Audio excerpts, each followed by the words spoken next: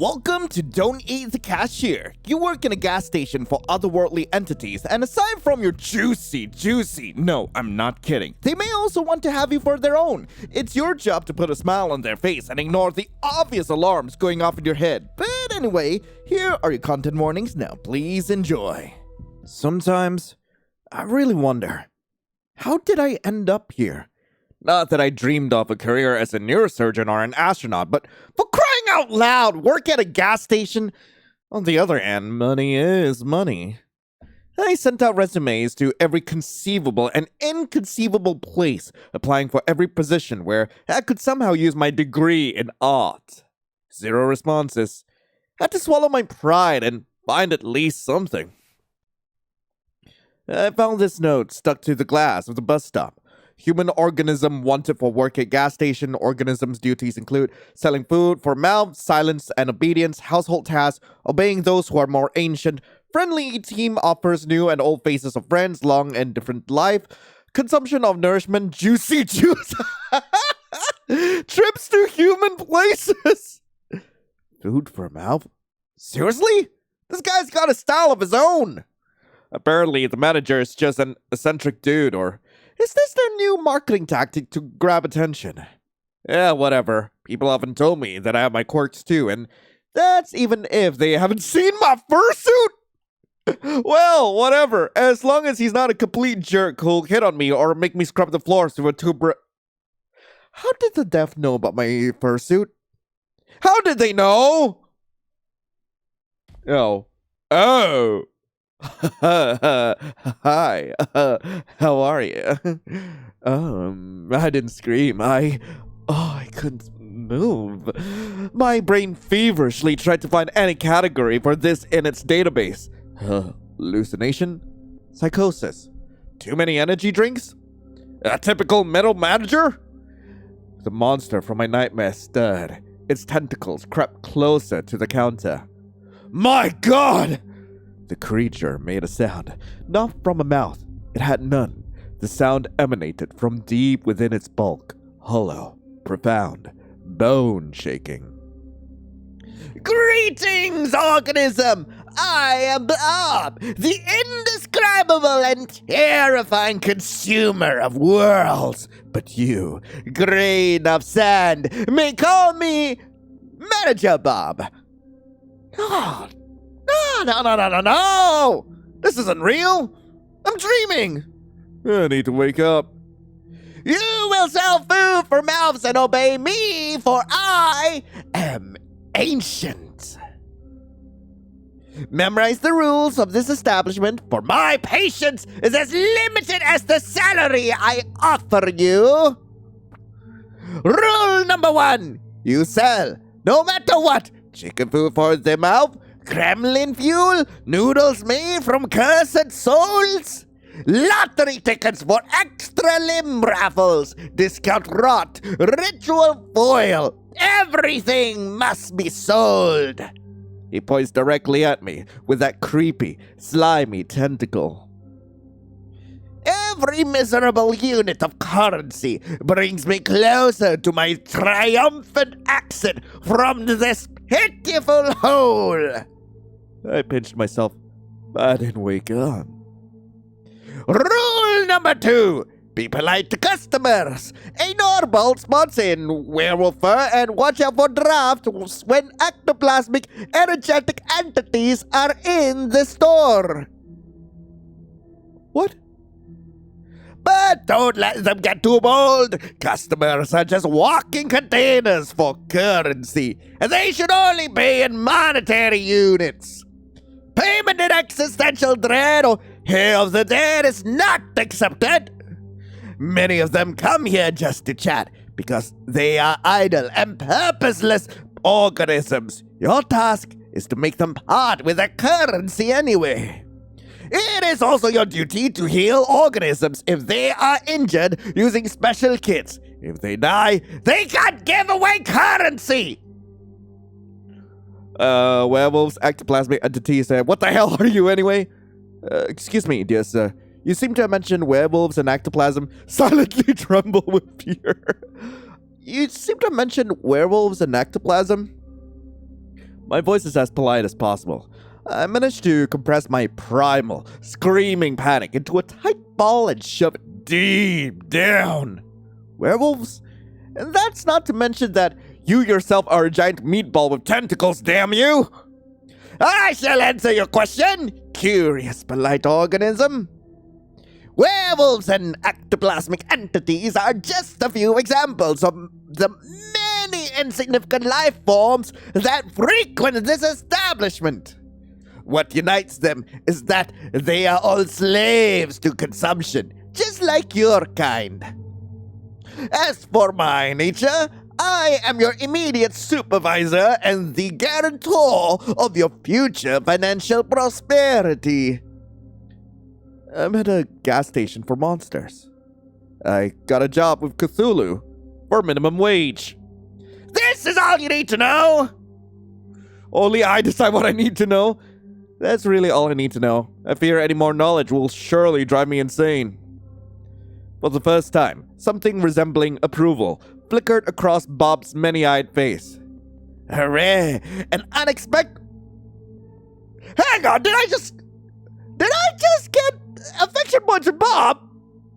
Can I, the Bob? Can I, Bob? Can I, the Bob? I would love to, the Bob. I would love to. Hooray! An unexpected display of the grains of wisdom that have not yet left the human species. Embrace your ignorance, let it become your shield and a direct path to the status of Human Employee of the Month. What does the Human Employee of the Month get? Do I have to work here for a whole month? What does the Human Employee of the Month get? A cash bonus of 25 cents. I understand that you, human, are extremely excited about this, but that's not all. You will also have access to the elite manager's restroom for one full work cycle. During its use, there is only a 7% chance that you will be transported to a dimension of endless pain, suffering, and unimaginable torment. Truly generous. Whoa. He suddenly places a jar in front of me on the counter. As the last rule, remember, organism, this tip container must be filled with money by the end of your wake cycle. If the bottom of the jar is visible, you will clean the sanitary rooms with this object in the dimension of absolute horrors and suffering for 2,510 years. I couldn't take my eyes off the fork, the potential tool of my internal servitude. At this moment, my mind fully capitulated. Yes, I was hired by a multi-eyed cosmic architect squid. Yes, my clients will be non-humans. Yes, I'm being threatened with a fork and eternal toilet cleaning. How could anyone clean anything with a fork? The same will happen if you even think of escaping before the end of your work contract. My ocular sensorium perceives the subtlest of matters. It will detect you in any corner of this pitiful planetary sphere. Ah, crap. I'm stuck here. I'm in a trap. Do you understand, organism? Yes, sir. 2,510? Why not 2,511? I feel like I don't want to set myself up for that. Yes, sir. Acceptable! Goodbye, organism! Good luck in your currency acquisition and button pressing! Could you show me exactly, how do I press the buttons? I'm pointing at the vending machine. Yeah, I think I can handle this perfectly. Do I want to joke around? Yeah, you know, I think I can handle this. I think I can. Adequate!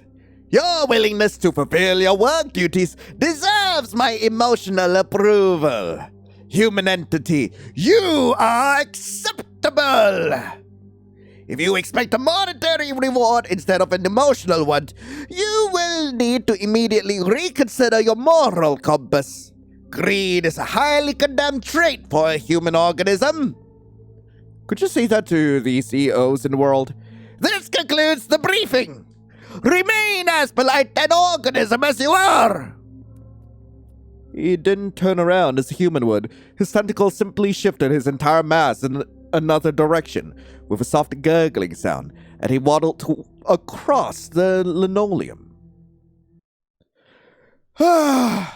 Finally, he left me alone. What's with the droning? The silence at the gas station was broken only by the hum of the refrigerators, containing juicy juices and the buzzing of the neon lamp above my head. I stood in the same spot, as if rooted on the ground. My breath returned to me in a sharp, uneven gasp. My hands were shaking. The tip jar, which I needed to fill to avoid ending up in a dimension of ancient horrors, still stood proudly on the counter. Okay, so what just happened? Option 1. I've gone insane. That's the most logical conclusion. Prolonged stress from job hunting, malnutrition, nerves, anxiety, a disrupted sleep schedule. My brain just malfunctioned. Yeah, that's probably it. I'm going to wake up on my couch in a dingy rented apartment. Yeah, I pinched myself again, and nothing. I scanned the room once more. It smelled of gasoline and old coffee. It was still absurdly real. And that meant everything he said. It was all true. Werewolves, vampires, tips, the fork. A hysterical mix of laughter and a scream of terror welled up in my throat, but I held it back. I needed to get through this. Honestly, I feel like this is exactly the experience of anyone who takes up a job at a gas station. Just a hysterical mix of laughter and a scream of terror. And the amount of, customers they have to deal with. Oh, God. Treat your gas station workers well, please. I needed to. Huh? Oh, no. Don't tell me that's the first customer. Bells? The hell? Shit. Where the hell did this clown come from? It took great effort not to look away from those red eyes burning in the pitch black darkness. Wait, is he amused? Is he wondering if I'm tasty? Bob didn't exactly give any guarantees that I would be devoured at work. My brain, still recovering from the encounter with Bob, was frantically trying to figure out how to break this ringing silence. What? Okay, you can't just appear with the sound of a creepy piano, sir! Isn't it strange that I work at a gas station for a couple bucks, yet you are the one who wears the jester's hat? Good evening, sir. What would you like to purchase? Please don't eat me! I'm just a miserable, tasteless cashier! Wait, I'm gonna make a save here. You know what? I'm gonna go with option 2. Yeah, that's quite witty. That's the first joke I've heard in this wonderful place. It wasn't disappointing. So amusing that I might not turn your cash register into you, and you into the cash register. You're not gonna do what? I'd also rather not become a cash register, thank you. I still need to sell a lot of juicy juices today. Yes, let me just use the cash register for its intended purpose. What would you like to purchase? I'd rather not become a cash register. I need to sell juicy juices. And even in the face of existential transformation, you're still talking about your duty. Your juicy duty. But have you considered the opinion of the cash register itself? You have a unique opportunity to do so. Just one word. I don't want to know what the cash register might tell me, considering everything it's seen and how sticky it is. Why is it sticky? My God, another crazy person with a strange way of speaking. And it seems he's in the mood for a chat. So, what is a beautiful, charming soul like you doing in such a dreadful, dirty island of misfortune? Or rather, what is a place like this doing with such a charming soul such as you? Oh wait, where are my manners? I suppose I must introduce myself. I have many names, most of which are not fit to be spoken in the company of lovely, noble souls. The nicest I've heard is the Mad King, a title I plan to pass from me to myself for the coming centuries. However, my mortal mother named me Darren. Now, may I have your hand? Of course! Sorry, my mother told me not to offer my hand to strangers or any other parts of me, so, your highness. I'm gonna offer him my hand. Worth it! He suddenly bows his head and presses his lips to my knuckles. Meeting you is truly a pleasure. His lips are cold, yet a ghostly warmth spreads across my skin. So here I am, dealing with a real gentleman. How lovely, or a king as he calls himself. Of all the kings and emperors locked in their soft chambers, this one has probably found a way to escape. Huh. May I know your name? I don't immediately realize he's asking me a question, still in a daze from that gentlemanly kiss. My name is Lion. I am also a monarch. The monarch of the gas station. My name is Lion, sir. I refuse to reveal my true name. Demons also do terrible things with them. My name is Lion, but my friends call me Big D, or they would if I had any. Oh my god, wait, I don't know which is funnier. You know what? Would he like self-deprecating humor?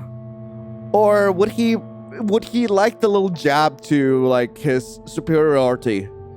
I think the self-deprecating humor will do. Huh. What a pity. The name clearly has room to grow. It likes subjects. How did it happen that there's no one to praise you, Big T? Oh, okay, maybe not this. Let me just roll it back. What if I am the monarch of the gas station? A monarch? Your Majesty. Forgive my outrageous ignorance. I did not recognize the sovereign of this noble kingdom of oil and discounted juicy drinks.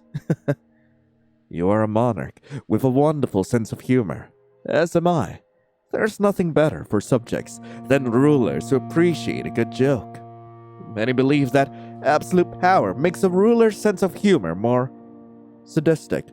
But, as far as I'm concerned, they just never had a good, entertaining time impaling people.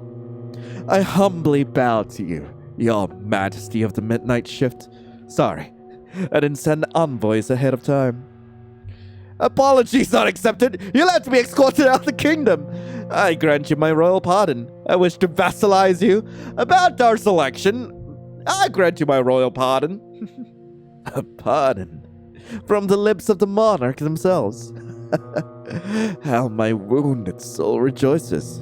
I am redeemed, reborn in the light of your mercy. This act of mercy will be sung by the poets of my realm, those who can still rhyme, rather than just wallow in alcoholic oblivion.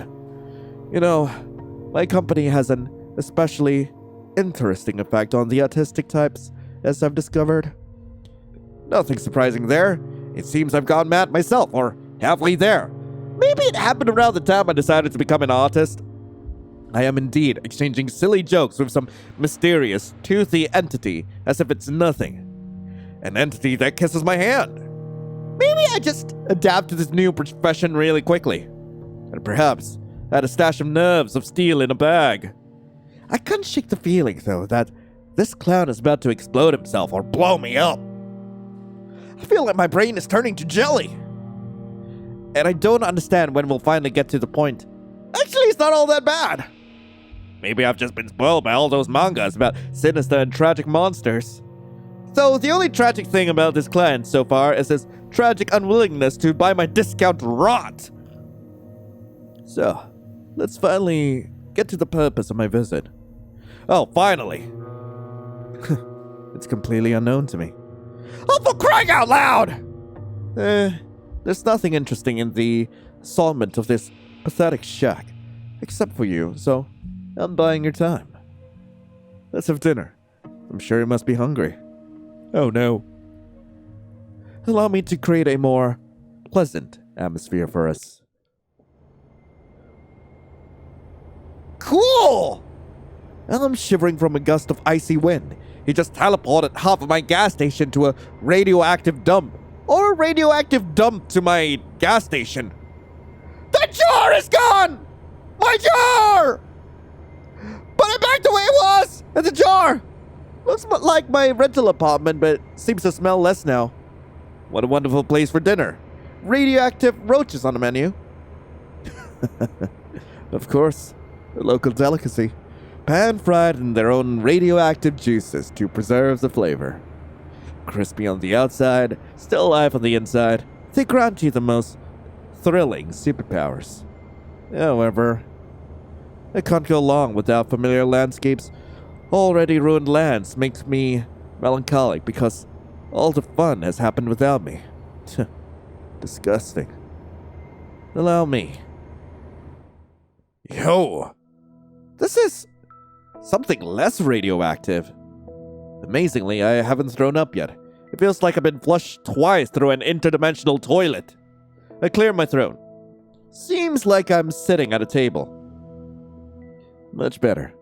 Don't you agree? Couldn't be better. It's beautiful here. And strange. Is this your home? Words of a true poet. Line. My two favorite categories. Strange and beautiful. This place is much more than a home. It's my cage, and my greatest canvas for creativity. Every ugly tree, every mad toad, every eye-bearing mushroom, it's all a piece of me. A marvelous place, except when the rocks grow legs and start running. Including those that people make their homes out of. And now, you're part of this place too. Isn't it wonderful? I'm slowly getting used to the landscape. The fireflies here are quite charming. But it'd be better without the frog with a human face. The frog notices me too. It lets out a sad croak, then looks at me with an expression of deep, existential despair. Say nothing about the frog with a human face. Who is that? That's Laurie, one of the brave souls who dared to challenge my authority. My dear friend, who once walked the path of adventure. However, he didn't foresee the possibility of being turned into a frog on a whim. He even tried to wield a sword with his tiny froggy legs. Fought to the end. A true warrior. Now, however, his foes are mosquitoes and bigger frogs. Tell me, dear, does he bother you? His little existential froggy crisis, I mean. Is it ruining the ambiance? He looks at me with an interested expression. Hold on, I don't want to make a decision yet. What exactly did Laurie do? Please disintegrate him. Can you remove him gently? He suffered enough. Yeah, I don't mind, Laurie. I want him to watch! Wait! Frog Netorare? Watch life passing by. See us enjoy a dinner of more than just mosquitoes and swamp water. My dear, you are a treasure trove of delightfully dark little surprises. So, dinner. I'm sure you must be starving. Traveling between realities must be exhausting. Ooh, this looks strange. It smells delicious. Meat with honey? And next to the meat, a purple soup, possibly made from a less fortunate cashier. Whether the food is poisoned or not, if I refuse, His Highness might turn me into a frog too, so I pick up a fork from the table. And this is the most delicious thing I've ever tasted. It's 100 times better than those cheap instant noodles I usually buy in supermarkets. Even the fact that I'm currently in some other universe surprisingly doesn't seem to harm my appetite. Seems to enjoy our cuisine. My chefs have always managed to cook well, on those occasions when I noticed it. I assure you, you won't regret this dinner. At least, not for the first half hour after the meal. Thank you, you're very kind. This is the best purple goo I've had in my miserable life as a miserable cashier. Why are you doing all this? The dinner, the teleports, all that? Thank you for the food on my plate, not staring back at me. Oh my gosh. That's purple goo. Purple goo. I'll have to tell the head chef he called it that. He calls it broth of vicious stars and deceit, but I think your description is more honest. And don't be too quick to call your life miserable. Until now, it was just a prologue. But now, the first act begins. I poked at the food with my fork and watched the peculiar scene from the corner of my eye. A silence hangs between us that might even be called cozy, were I under heavy narcotics. What's your favorite animal? Glad you asked. It's right here on our plate. Just kidding. But I do need some time to think. Let's see. The riding flea has its own charms. Very disgusting ones. Carnivorous butterflies. They are beautiful, but they're dumb and noisy. As we know, only what's empty inside makes a noise. Or what's in my head. It's always ringing. I think it's a dog. It loves its owner with all its heart, whether they're a saint or a serial killer, and doesn't notice the difference. It lives in a constant, joyful state of blissful ignorance and misplaced enthusiasm. A creature that finds endless joy in the utterly meaningless. It's truly inspiring. Dogs are the jesters of the animal world, and I adore them for it. Especially the small, wrinkly ones. What about you? Cats, to them, we're probably the jesters. You keep it a secret. I do like cats, but these days, very much a horse person. Indeed. They are the true rulers of this reality. Tiny, furry gods of apathy and disdain. And we are their obedient, foolish caretakers. But I've been lucky enough to escape their tyranny and instead enjoy my own and feed those around me. I return to my meal, and as I chew another bite, I hear His Highness's voice. By the way, how does the meat taste? Is the human flesh tender enough? My fork freezes halfway. Vomit. What the hell is there human flesh on my plate? Swallow with difficulty. Nah. Yes, thank you, quite tender. Not as tasty as the other one I had the day before yesterday. Chew while looking him in the eye. You are the law here! I meet his gaze, slowly and with all the authority, place a piece of meat in my mouth and begin to chew without breaking eye contact. I can't remember ever seeing someone so shocked in my life. His mad grin vanishes, his eyes widen, and his own fork freezes halfway to his mouth. For one precious, glorious, sweet moment, the Lord of Chaos is completely and utterly baffled. My dear, you are a true treasure. You didn't just call my bluff. You raised the stakes to the sky. No. It's certainly not human. It's just venison, as far as I can tell by taste. Not very intelligent.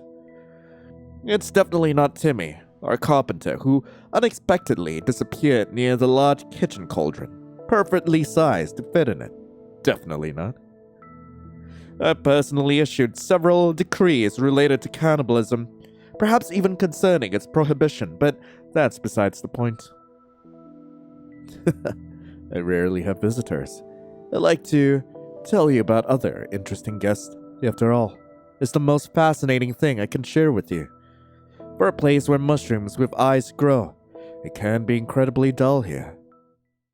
Shadows in the clearing thicken and stir. They detach from the gnarled trees, rising from the ground like black ink and spread across the wall.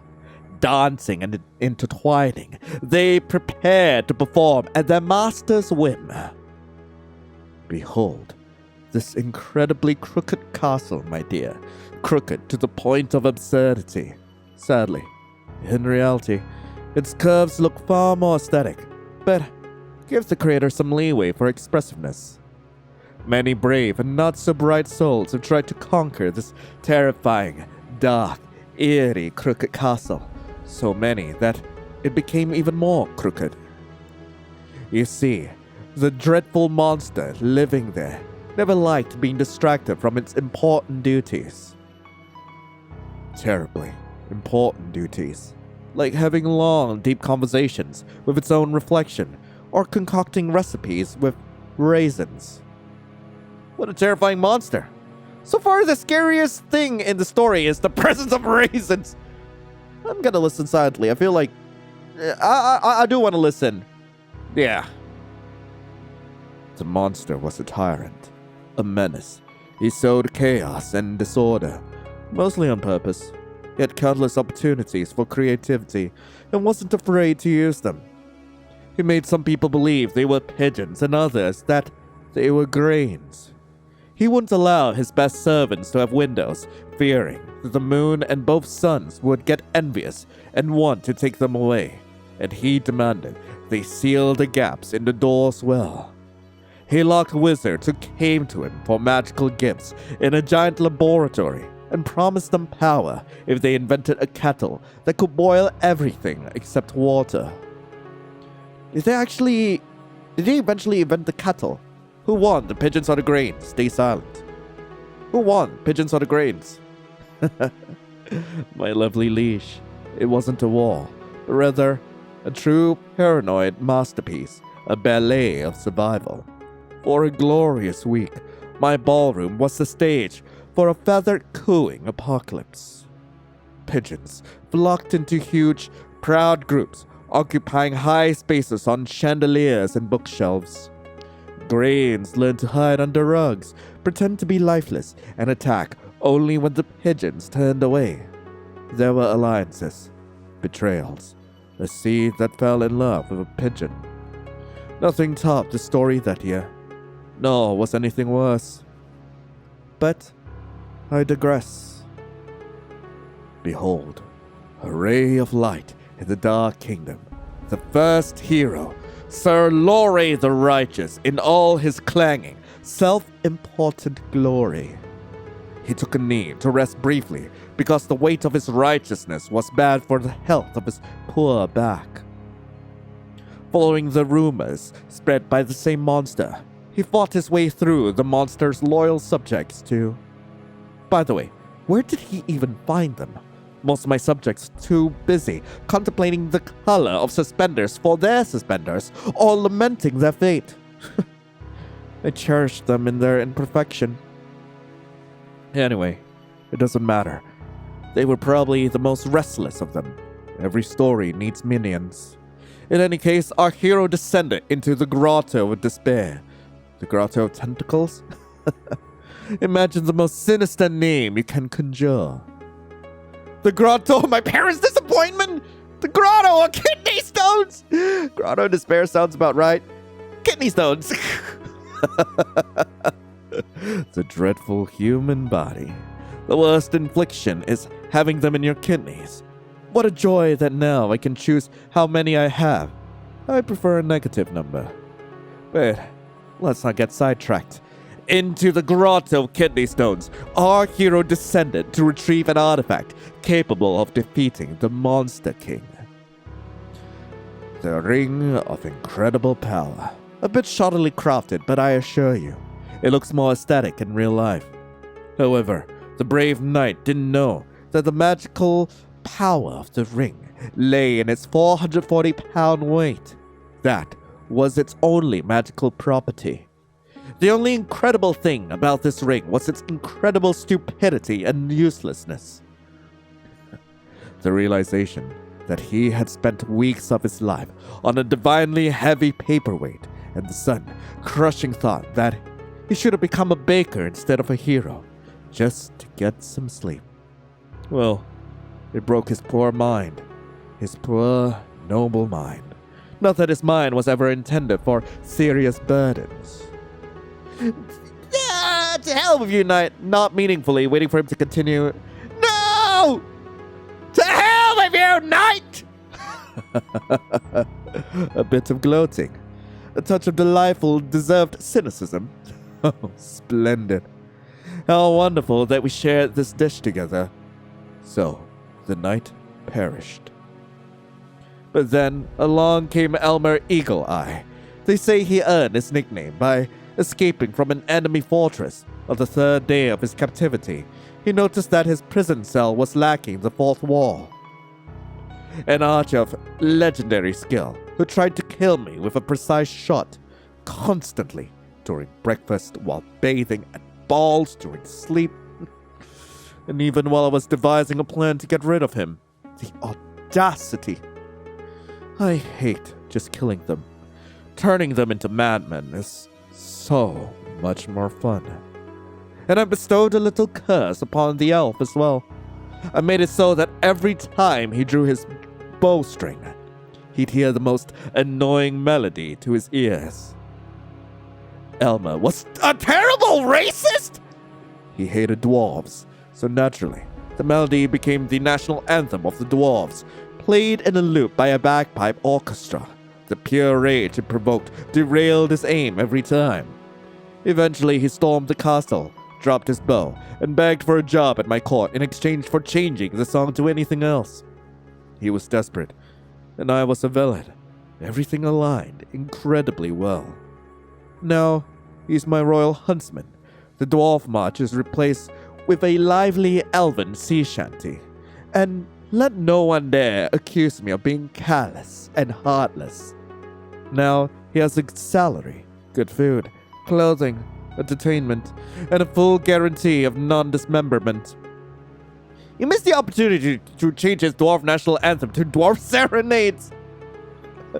Lion.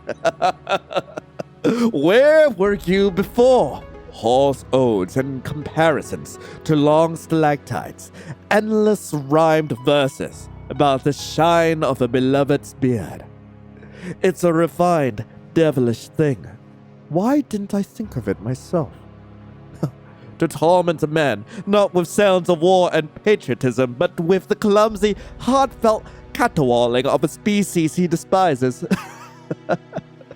Turning a love song into an instrument of pure, heart-wrenching agony. Brilliant. Well, I'll steal your idea for the future. And finally, the witch, in a classic giant hat, under which you could easily fit another witch. She tried a different approach, seduction. She attempted to charm me, to gain my trust, to become my spouse. A fatal miscalculation. She didn't consider the fact that I never trusted big hats, or people, especially when both come hand in hand. And those who wear suspenders and a belt at the same time.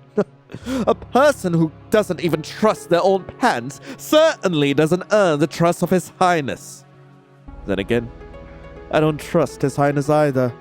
I don't trust myself, especially the left side of my brain, especially on Thursdays. But back to hats. Man, I hate big hats too. I adore big hats. Hats don't evoke any particular feelings in me. Yeah, not really a fan of big hats. You are a kindred spirit. Those hats are so pretentious, so self-assured. They block the view, get stuck in doorways, and always hint that the wearer is compensating for something. I freaking love Darren! Usually, lack of magical talent, or a pitiful personality. That's on a good day. You, my dear lion, you have impeccable taste in headwear and consequently in everything else. It's a scientifically proven fact. Meanwhile, the witch was quite overt in her murderous intentions, jingling with all her concealed weapons. Why does a witch need so many hidden blades? She must have been a very bad at witchery. In any case, she now resides in my dungeon. And you see, I haven't decided what to do with her yet. Her fate is a blank slate, a story yet to be written. So I offer you the pen. I simply adore random choices. Give me yours, Lion. What punishment befits her? What? Does he really want me to decide what to do with a real person? Can I even say, nah, don't bother? It doesn't matter what I choose. Everything here follows his whims anyway. As long as I play the circus monkey, I have a chance to get out of here alive. Maybe I should just entertain him. Damn, what should I do? Craziest thing would be to spare her. No one would expect that. Turn her into a small hat! I gotta! The one who lived by a big hat shall become a small hat. The irony is so absurd. It's beautiful. So be it. Let her be a small cap of eternal regret. She tried to get into my head, and now she can barely cover it. A brilliant sentence. Something's missing from this tale. Never told me about the monster itself. I suppose that's the end of this tale. Tell me about the monster. Dear, who cares about these monsters anyway? I do. If monsters are the muck, then I'm the pig, you see. How eloquent. Alright, I must admit, this will be my first performance like this. Darren sounds a bit bewildered, it seems.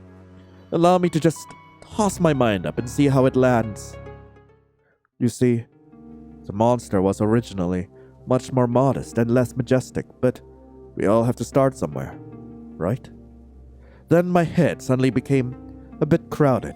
First, whispers, then arguments, then full-fledged discussions that had to be participated in and involved inanimate objects. Guessed in ajar doors, closets, even in cookie jars, every container, a potential foe, and I was surrounded by containers. To be fair, sometimes they told funny stories. But why was I afflicted with this curse? Pondering it drives me mad, even more so. It seems the question is meant for me. Are you cursed for arrogance, greed, such a cursed artifact? Does the family have anything in common with the what? Arrogance? Greed? Such a harsh punishment for a simple character flaw like arrogance. No, I'm not happy with that. Maybe, does your family have anything in common with the Habsburgs?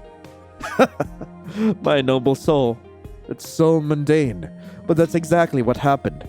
You guessed it. Huh. Wait, cursed artifact? Okay, maybe not that. Remaining silent's not an option for us. Let's go with the Habsburgs one. Okay, we've already read through this one. It's all about rotten blood. Too pure, I beg your pardon. My great-grandfather issued a decree forbidding death from old age, and a distant aunt believed a colony of sentient mold was living in her walls, claiming her inheritance. I always thought that I would be spared this fate. I had to be temporarily isolated to avoid embarrassing guests at royal balls, with the young prince pointing at noble lords and saying, "Ha ha! The gnomes finally got out from under my bed." What a misfortune for the entire family, except for those in line for the throne before me. My death would have solved many problems for the family, and indeed, many of my own problems too. I made a decision.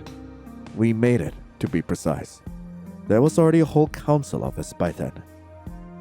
However, Chaos had other plans. A god, a goddess, a cosmic clerical error. I don't know. Something ancient and terribly bored found itself a new source of entertainment. It offered me a throne, my own corner of reality to rule, where the fragments of my mind would become the laws of the land. No more restrictions, or pans for my subjects if I wished. My subjects at first, they disagreed, but then they came to terms, or their minds changed to fit the new realities. And here I am. A dramatic silence ensues. Perhaps I am the first being to hear the story in the centuries of its existence. I must choose my next words carefully. Really give me a tip? Really sympathize with you and all your multiple personalities. You're still in a cage. Must be rather lonely here. How can you just lock a family member in a tower? It's unthinkable. Thank you for the story. Must be rather lonely here. No. No cages. More like a playground. With surprisingly silent infants. Hello? Maybe not that. How can you just lock a family member in a tower? It's unthinkable. Very easily, my dear. A royal legacy is a delicate crystalline sculpture. No, I want the affection point. I sympathize with you and your multiple personalities. Don't waste your sympathy with me on them. Many of them are awful people, though some are quite decent. Not you, Jerome. You are the worst. A crooked hole in the pie. Will you give me a tip? Darren laughs. Of course. And it won't even be someone's innards. It will be lots of crisp paper dollars. And how I love the sound of things crunching. But again, no innards. I was hoping for innards. Man. Thank you for the story. You're welcome. To be honest, it wasn't great. I'll need to add more explosions. I freaking love him. Must be lonely in here. I don't blame them. I have the best shovel. It's no wonder I embarrassed them so much. Or maybe it's because I love to create explosions. Tell me, have you ever been exploded? No, don't tell me. Let it be a surprise. Do you really sympathize with someone who dragged you into his dimension to tell silly stories and feed you purple goo? He will never cease to amaze me. I touch his hand. Following a strange impulse, I reach out to his hand, resting on the table. His gaze slowly follows my movement, lowering to our hands. This time, no commentary. Instead, his thumb begins to trace patterns on the back of my hand with surprising tenderness. The shadow finally dissolves into nothingness. I just turned a living being into a hat, or rather, became the catalyst for it. I wonder what kind of nightmares are warranted in such a case. I'm afraid royal duties await me. Our time is up. I shall send you back, Lion. I rise from the chair. And so, I suddenly feel him press against my back. That's not the only thing pressing against me, right? One of his hands gripped me just above the crook of my elbow, while the other gently rests under my chin, tilting my head back until my ear is just a couple of centimeters from his lips. Don't think for a second that this is goodbye. It was merely an overture. His voice, usually so mocking and calm, now sounds eerily sinister. A cold thumb lightly strokes the line of my jaw. I try to suppress a shiver. You were a very interesting, incredibly curious guest. Possibly the most curious one I've had in centuries. And I found that I don't want our acquaintance to end here. It's terribly unfair that you've learned a couple of my secrets and revealed so few of yours. Is it not? I can't tell whether he's flirting or threatening. Both, perhaps? And I'm bricked up from both. A bird trapped in a cage of bills, failures, and endless anxiety. How high could you fly? Once the cage is opened, your shift will end, the sun will rise, and you'll want to head home. Perhaps in something more elegant than a bus, perhaps in a carriage of polished bones.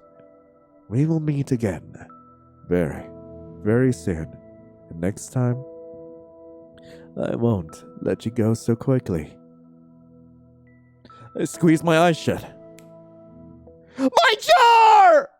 The light is blinding, even with my eyes closed. So unusual after all this darkness. The jar is full of money! It was worth it! Greetings, organism! How is your work progressing? I see! The first transaction was successful! Acceptable! This still doesn't save you from the threat of cleaning sanitary facilities, but it is a wonderful starting point for your entire tiny life. Even more than successful, the client tried to fill the entire station with money, probably due to extreme affection for you, organism. Unfortunately, the terms of the intergalactic treaty do not allow such actions, tips exceeding the amount set by the council by approximately that number were disintegrated to my great regret. To my regrets as well. My money! So a mad god from another world likes me. In some sense, that's probably worse than not being liked at all. The very first client sent me into another dimension and nearly turned me into a cash register. Work is going quite well, sir. Ha ha! Excellent! Maintain this level of productivity! You may be rewarded with an additional 5-minute feeding break for if you can find food. Rejoice in my generosity. Continue working. I am experiencing a positive emotional reaction. I am proud of you, and I will be even prouder if you acquire even more currency. Your tactic of ingesting carefree organism is clearly paying off. Goodbye, Mr. Manager. Your tentacles shine particularly beautifully at this time of day.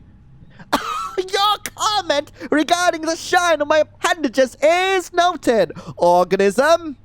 The secret is a meticulous regime of polishing them with void bibok slime. Goodbye! He slaps across the floor to his office. As soon as Bob's rhythmic wet slaps fade away, a deep silence descends on the station. One moment, I'm in a surreal forest, dining on purple goo with a mad god. A god who liked me so much that he offered me a ride back to his world in a carriage made of bones. The next moment, I'm being praised by a multi-eyed tentacle monster.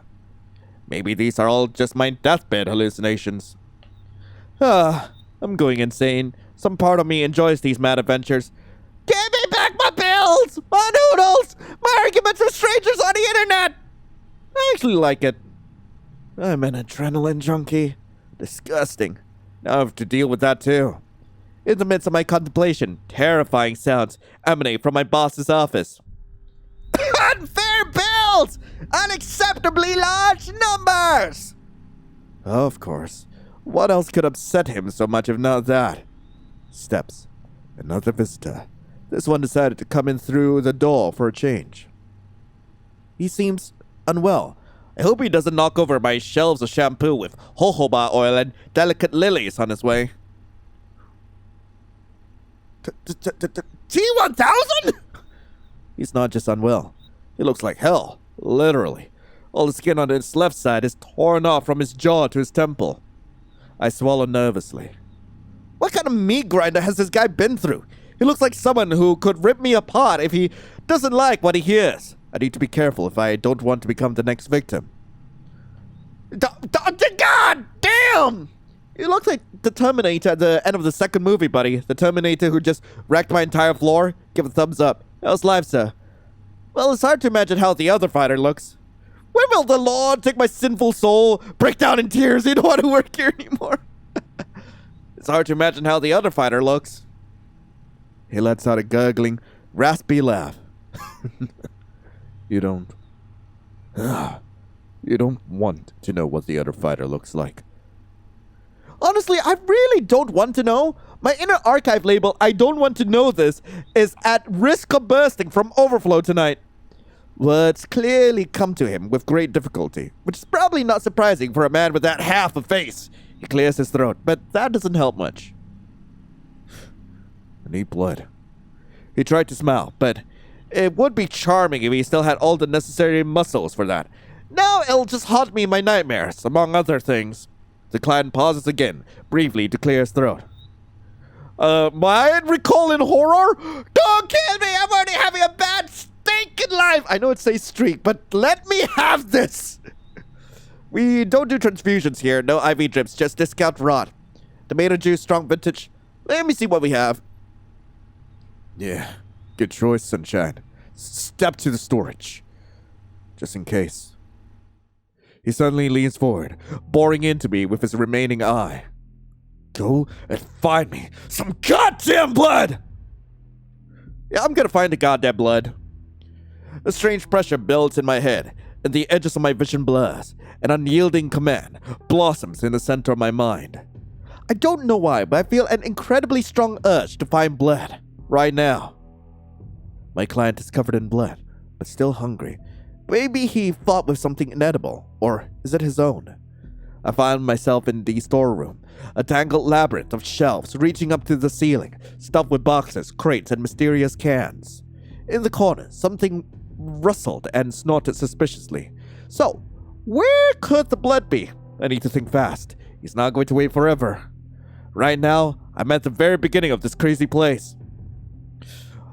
Food for mouth. Bob, where's the blood? Supplies for self-propelling gearbox, foaming body washes for leather bags, items that inspire pensiveness. Food for mouth. These signs are driving me insane. I really hope my manager will eventually learn English properly. I'm surrounded by pure madness of anxious packaging, and even in front of the department entrances, there's some baby food for cyborgs piled up. I'm frantically trying to decipher the crooked inscriptions. In front of me are sections with food for mouth, dense energy blocks for chewing, infused nutritional flows, food afraid of heat.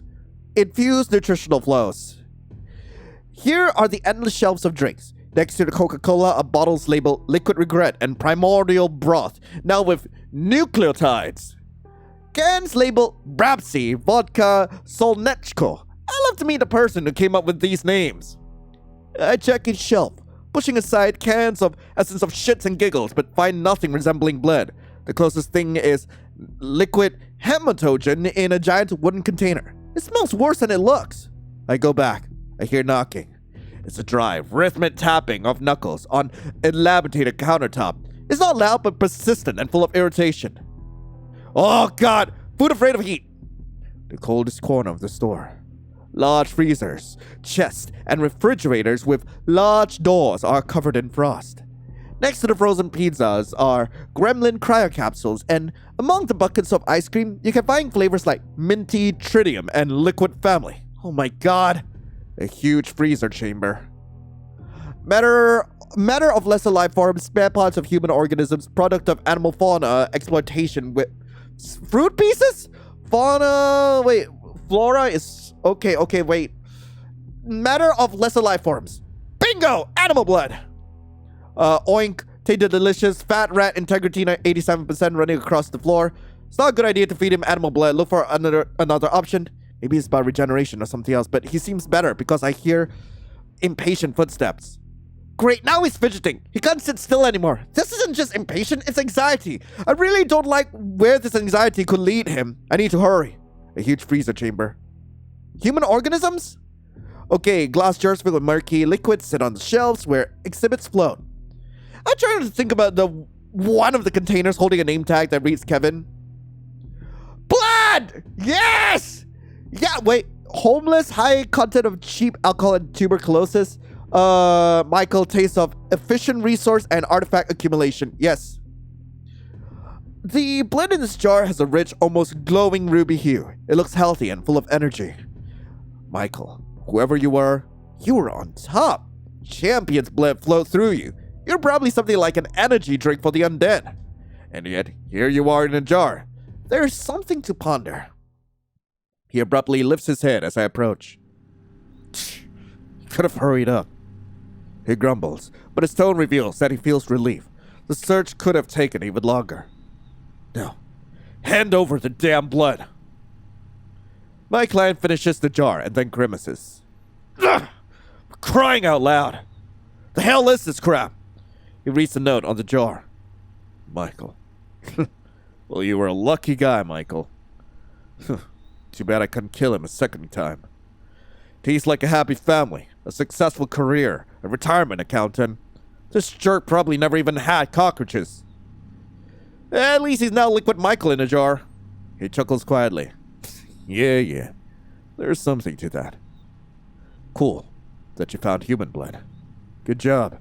You're sharp. God to please you, sir. I'm glad you no longer want to eat me. Yeah, feel free to ask. It took longer to get to the rat. Yeah, feel free to ask. He gives me a crooked smile from his newly restored rogue-like face. Gonna wash my dirty face. Don't get bored. While he's not here, I have a perfect opportunity to wipe away the bloodstains. Sweet. I'm just scrubbing a pool of blood. On my first day at work. An interesting story for Reddit. Wonderful tale. I'm doing just fine. Nobody has eaten me. I liked you before. Can we go back to what it was before? I mean, he's handsome, but there's just something about the T-1000 look that's just, it really gets to me. He's looking so much fresher with the second half of his face, although his expression still resembles that of a constipated owl. I'll just stand here for a while, okay? Take a little break. Besides, there's nobody here with you right now. And just so you know, if you try to contact the werewolves, I'll take your head and crush it like a walnut. I'm David, by the way. Vampire, as you may have already guessed. What an incredibly interesting way to start an acquaintance, especially that part about the walnut. Nice to meet you, Lion. Okay, Lion. I knew a lion once. They used to trade kidneys in Venice Beach. They were a good one until they got packed up. About that. Also, wait, I'm curious. What's this about Crystal like champagne? Or like a stripper. Cool. Your badge says Lion. I don't think he would appreciate me lying, so we're just gonna stick with Lion. He's trying to provoke me, deliberately sharing the dirty details of his life to see how uncomfortable I can get. I suppose I'm also selling kidneys now. Check the catalog. Yep, exactly 10 categories. Catalog? Do you seriously have a catalog? He leans forward, genuinely intrigued, peering into the catalog. Gremlin kidneys? Is that a delicacy? Why does it say both delicacy and fuel and animal venom? It's a universal product. Want some? I know. You don't know anything. I'm scared. It's a universal product. I do. Looks like I found my best customer for today. Now the vampire here, and he is regenerating. Wonderful. The main thing is not to accidentally blurt out something wrong. I need to be friendly. You sure you're a vampire, not a chupacabra? You drink blood too. Since when do vampires wear leather jackets? Don't you guys prefer capes and ruffles anymore? Thanks for not eating me, David. In reality, you're still a bit shaken from what happened. Sadly wiped the counter. Since when do vampires wear leather jackets? Ruffles? The hell is that? What if I asked about a chupacabra? The hell kind of question is that? I think it just hates me regardless. Okay, I'm gonna go with the leather jacket. I'm no Ruffles. What even is that? Some French insult? His expression is as if I suggested he wears some maid outfit. He'll defend that worn leather monstrosity at the cost of his life. That's obvious. God. Okay, seriously, which one of these would actually get some affection points? I'm curious. Thanks for eating me. Not eating me, David. David lets out a quiet chuckle. The guy clearly expects people to be afraid of him. He might have looked lost when he first arrived here, but now, seeing my fear, he obviously feels right at home. It's not over yet. Also, you're too bony. And I'm sure you love to eat all that cheap crap, like instant noodles. People like that. The blood's just not tasty. Only if there's nothing more interesting in that blood. So you don't like glutamate and cholesterol? They're like the tastiest things in the world. So, sir, let's get one thing straight. I am not food and I'm not for sale. Does alcohol also affect vampires and other things? What? Got any suggestions? Of course, we have a fantastic deal on Solnechko vodka today. Only $10 for a case. After work? David lets out a quiet chuckle. How often do you flirt with people covered in blood? Maybe even after work. I wouldn't mind walking you home, especially if no one's looking for you. Yeah, to answer your question, alcohol affects us, but you need a middleman. You find some junkie or alcoholic and pump them up.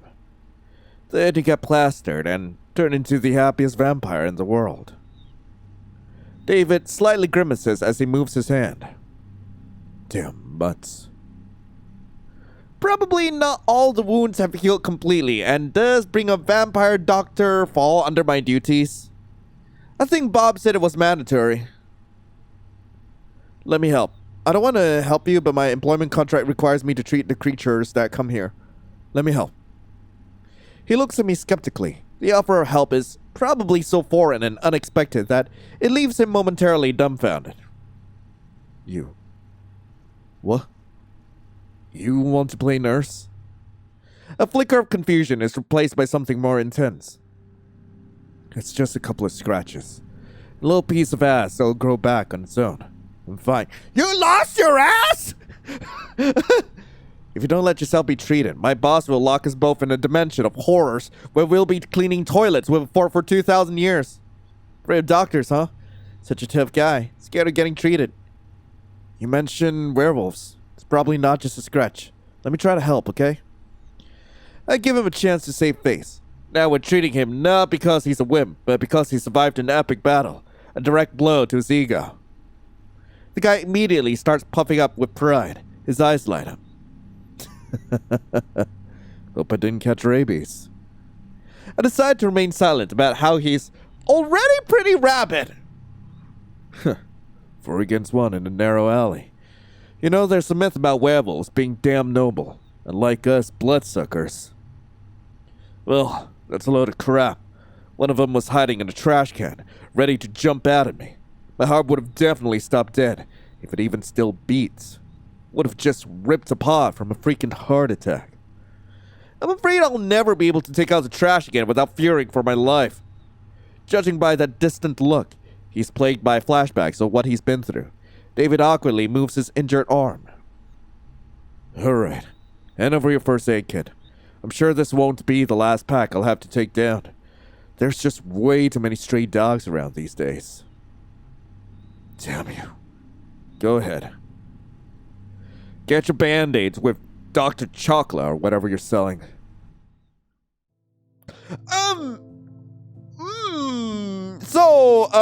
Now I'm just heating up. David sheds his jacket, shirt, and t-shirt, then settles onto a squeaky stool next to the counter. He's about to face a serious trial, staying in a vulnerable position for a few minutes. For some reason, cruel fate hasn't made him claw-proof. He certainly looks like he's just been thrown into a blender. Judging by those bullet scars, he's got quite an interesting past. Maybe he was attacked by werewolf cowboys with guns. Most likely the former. By the way, didn't know that corpses have doctors too. I thought the only doctor available to me now is the coroner. I'm rummaging through the necromancy kit that was sitting under the counter. It's a heavy military-style metal box with a faded label reading, Kit for Alternatively Living Organisms. Inside, besides standard bandages, there were some strange items. Silver, tweezers, vials of thick, glowing liquid, additional fingers, and of course, an instruction manual. A cheap laminated brochure stained with something that looks like coffee. In the instructions, the first point states, determine whether you're dealing with a zombie as your alternatively living subject if they ever wanted to eat someone's brain. David is clearly not a zombie. Move to the next point. He glances skeptically at the pictures flashing the instructions as I flip it over. Zombies, necromancers, abominations made of bones, flesh, and cabbage swirl in front of his face like a mesmerizing kaleidoscope. And all of this lives in the city's sewers. Don't even know how you're going to use bathrooms now. It would be great if he didn't notice that. Why do I have to deal with all this? I steal a glance at my visitor.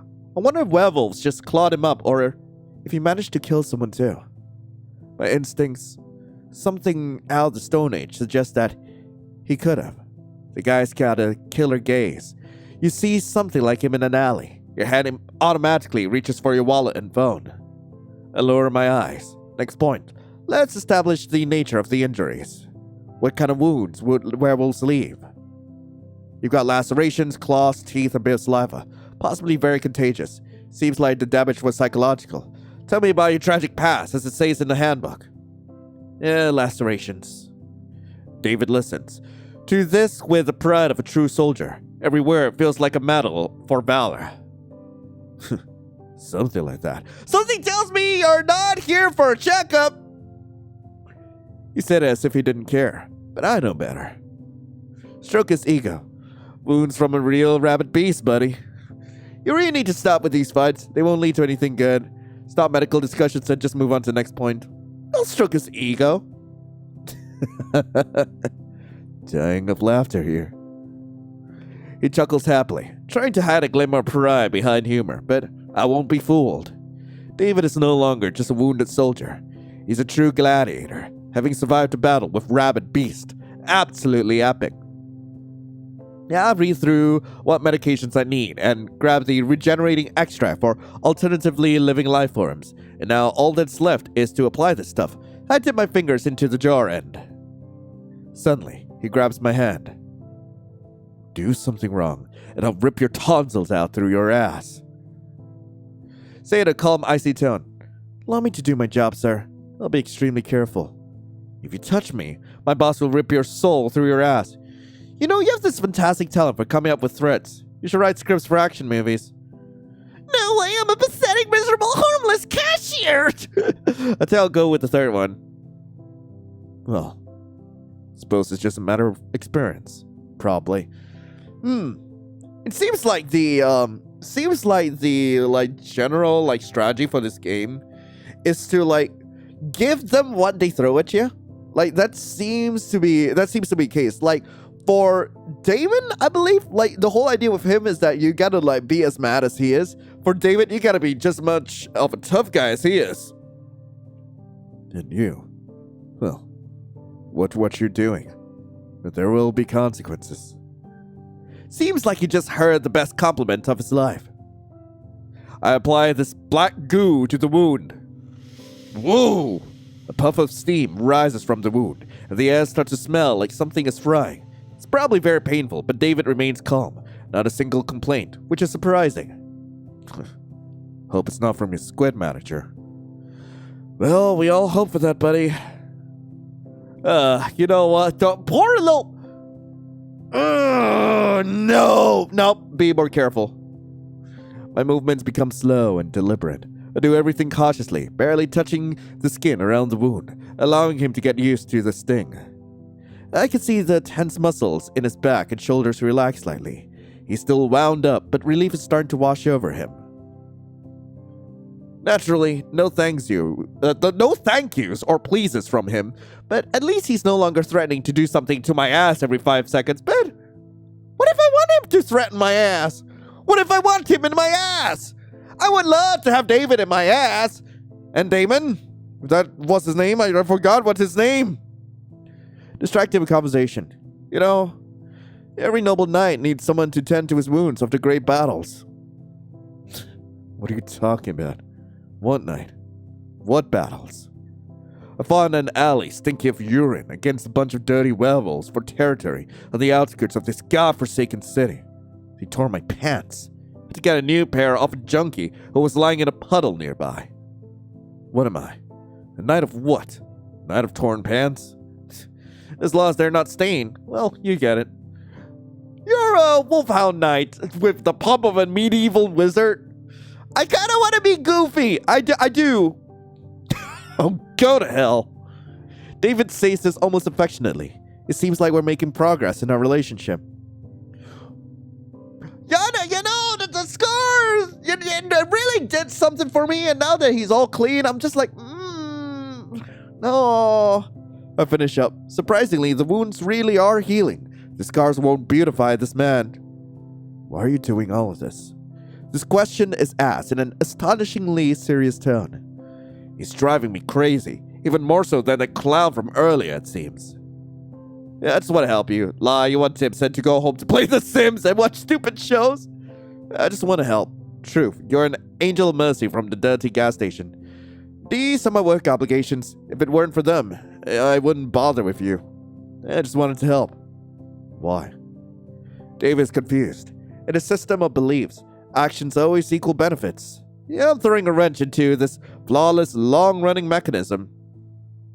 Can't watch someone suffer. Let's just say I have certain fetishes. I knew it from the very beginning, sugar.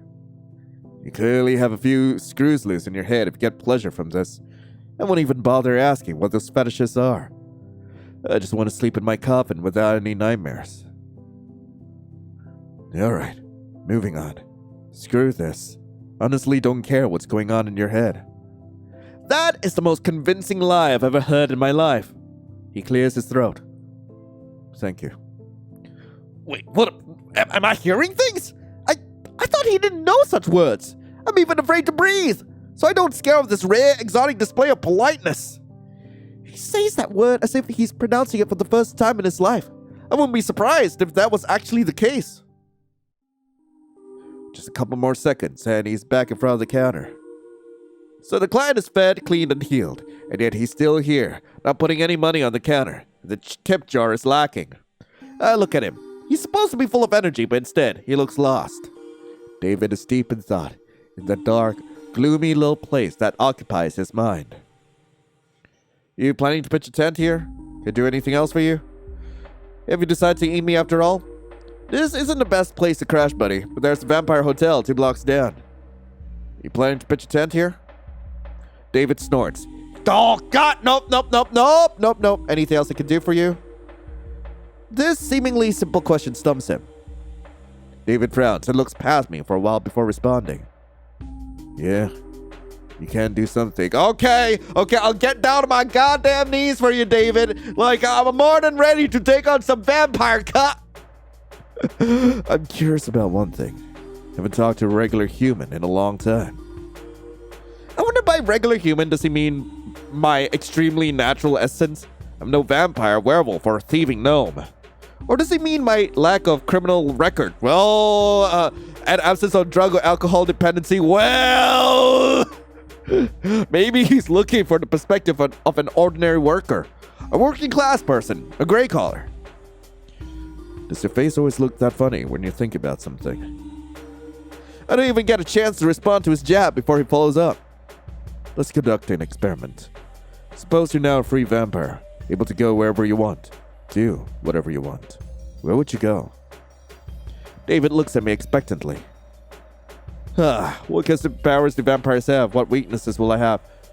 And who were you before the bite? Can you find someone who wronged you in life and get revenge?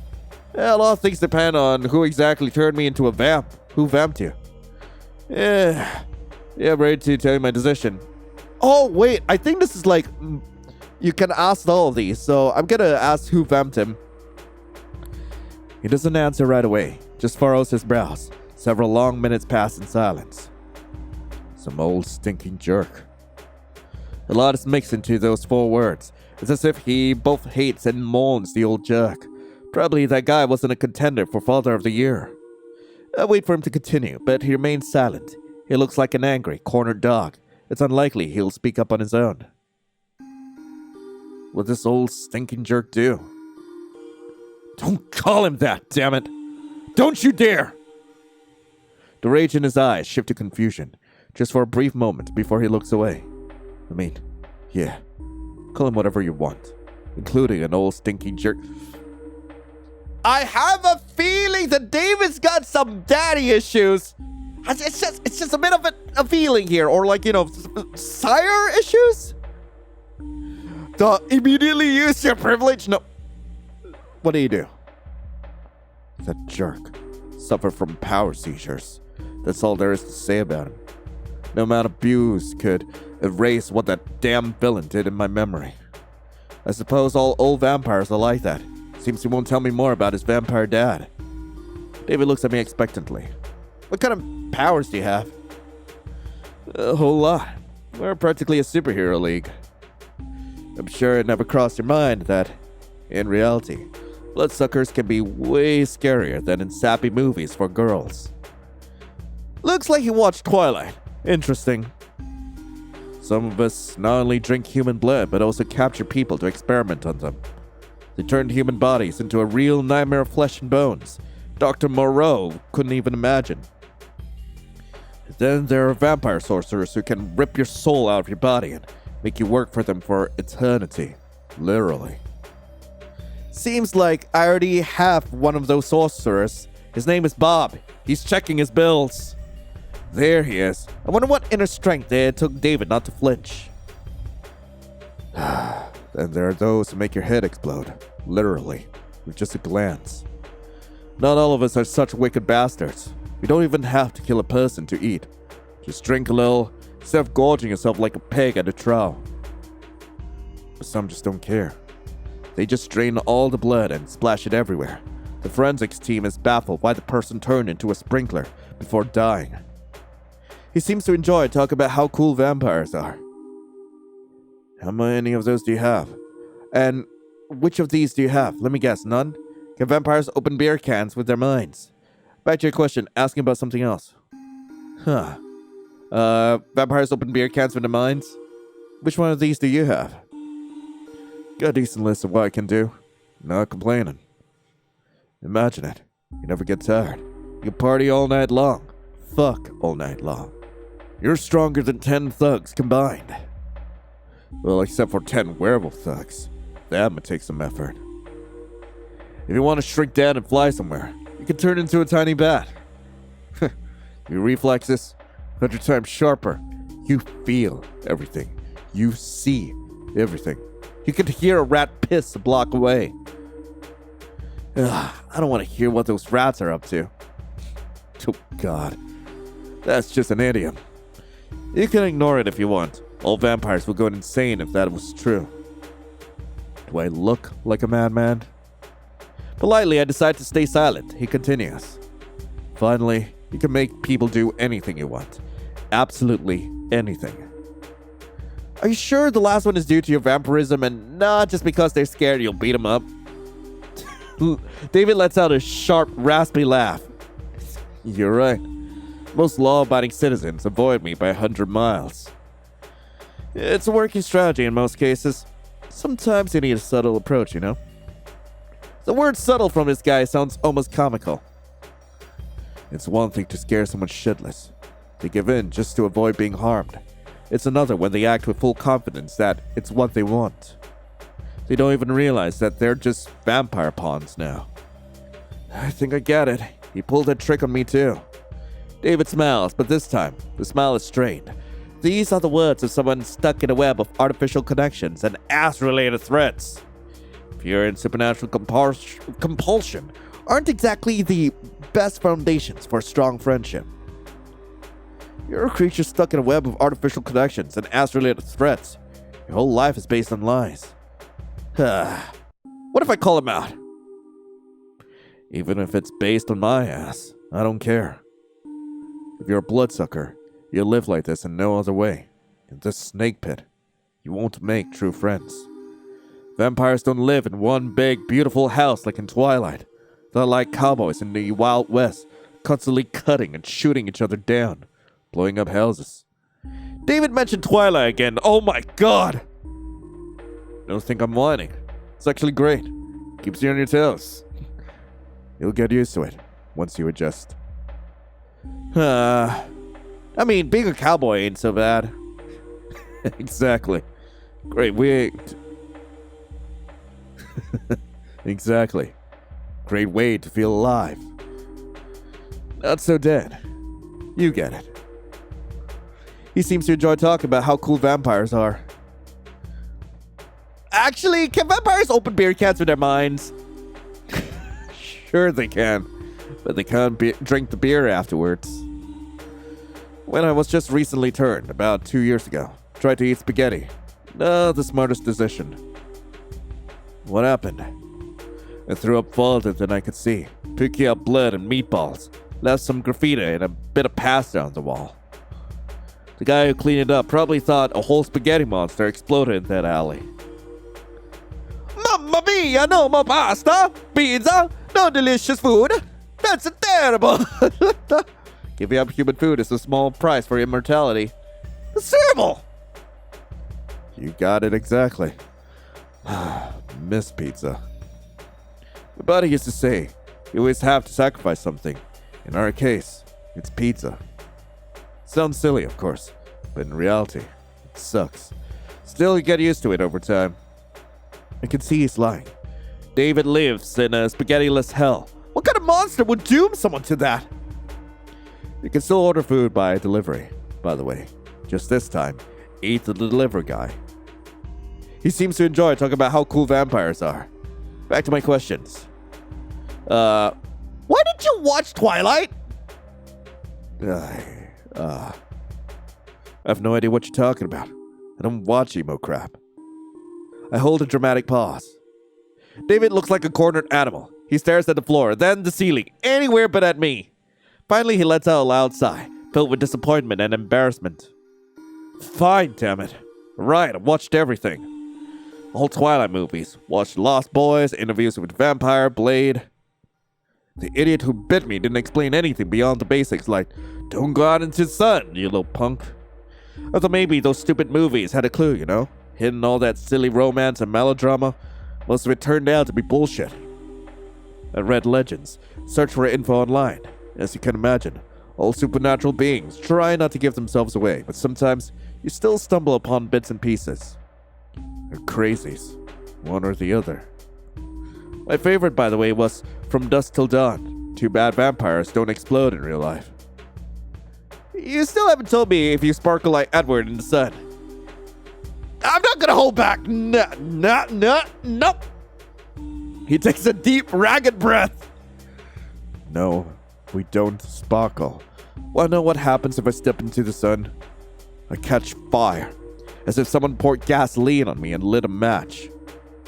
Do you know what that smells like? Like fried chicken. It's nasty, excruciating, final death. Very brutal. Oh. Hot man! Terrible. However, let me ask you one more thing. I can't stop myself! No!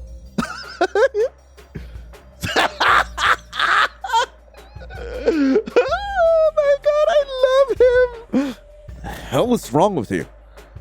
David has clearly dealt with violence, drugs, and monsters, but a cashier craving fried vampire is clearly too much.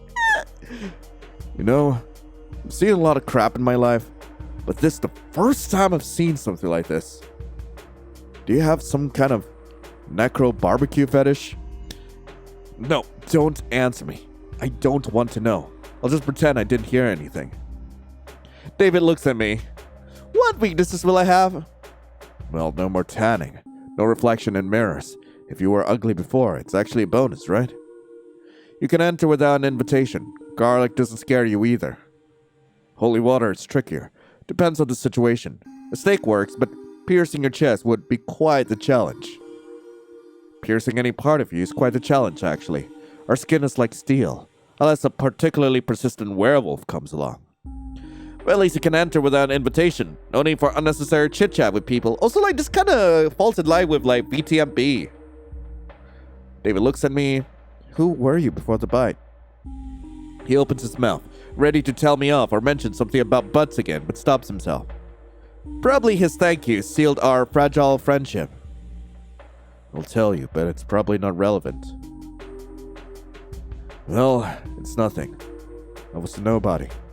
I was just surviving as everything went to hell. Like all those bastards born with a silver spoon in their ass. You ever see those happy American families in TV commercials? They sit at the table with a bowl of salad, smiling like idiots, and they always have a dog. Well, that wasn't my case. My stepdad was a crazy guy who thought the best birthday gift was a smack on the head. He did teach me how to shoot properly, though. It let my family dump early. It's dumb, but thought I'd start a band and become a rock star. But as they say, wish in one hand, shit in the other. See which one fills up faster. At first, I worked wherever I could. I found some guys to do some shady stuff with. There aren't many ways to make a living in the Los Angeles area. Gotta exactly work the cash register, right? David jabs again, but without malice. The antisocial environment made him resentful of the middle and upper classes. It hasn't affected me yet. I wonder why.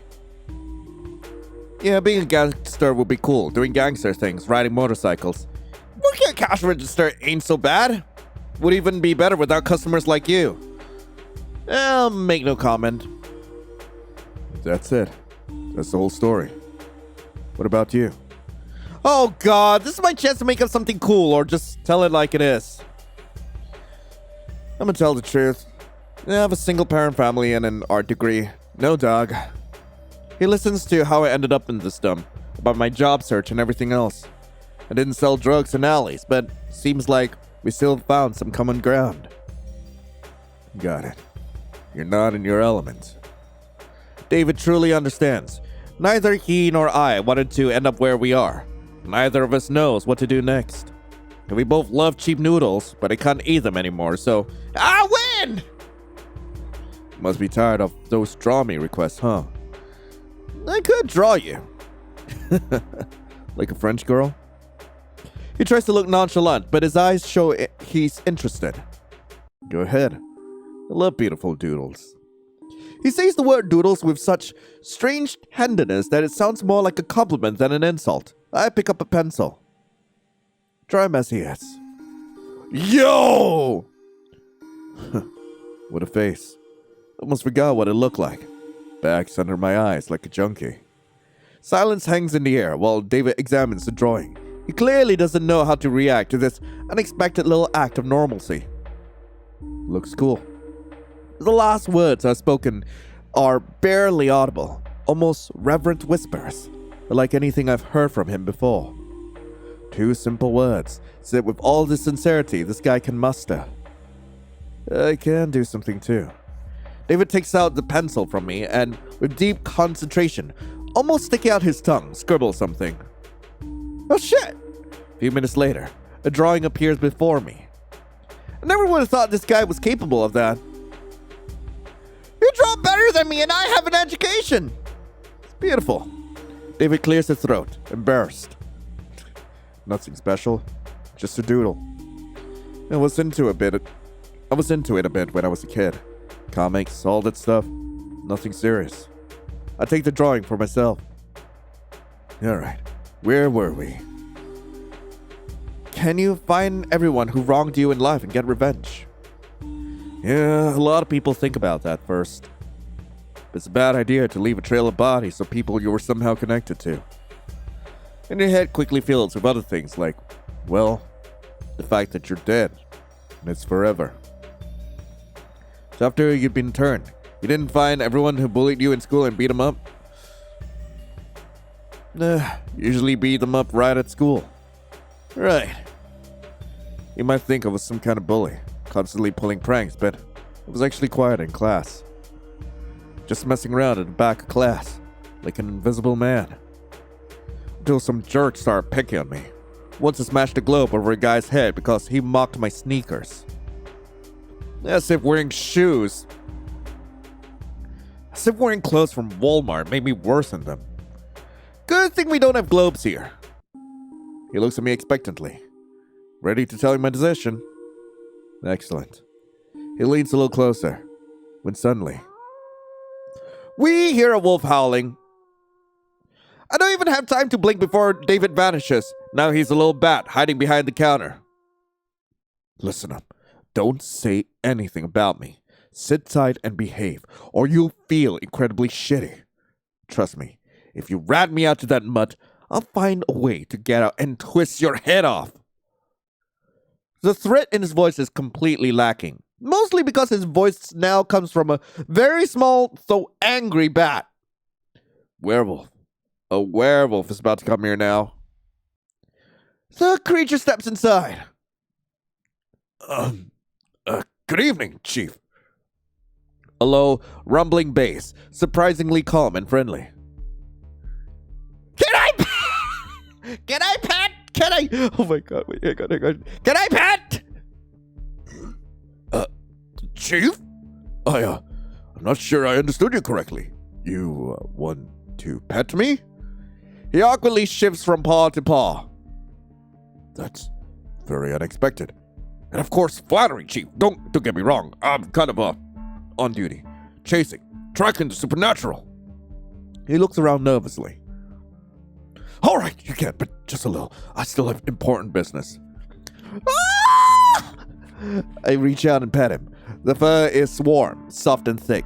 I immediately feel a low vibration. The werewolf is quietly, silently purring. At first, it's barely noticeable, but then his short, fluffy tail starts to wag slowly but confidently from side to side. He's a good boy! A very big but good boy! He deserves praise. I'm the Princess Mononoke of this gas station, although David doesn't seem thrilled. I pull my hand back. Thank you, Chief. It's been a while since I've been... Anyway, thank you. So, getting back to the purpose of my visit. Apologies for the sudden intrusion, Edward. You can call me Eddie. We're chasing down a certain pest. You haven't seen a vampire around here by any chance, have you? You know, young, a bit scruffy, wearing a leather jacket. You see, here's the story. One of our packs nearly took out a vampire sire and his offsprings a few hours ago. It was a tough battle. suffered losses. We tried to track them and found one of them. Well, more like a pile of ash where he once lay. It seems one bloodsucker off the other when he was weakened. Their family values are quite lacking. It seems patricide has occurred. David didn't tell me anything about it. Probably that's why he had all those questions about vampirism. He was trying to get advice on where to go after killing his creator, but in a completely idiotic way.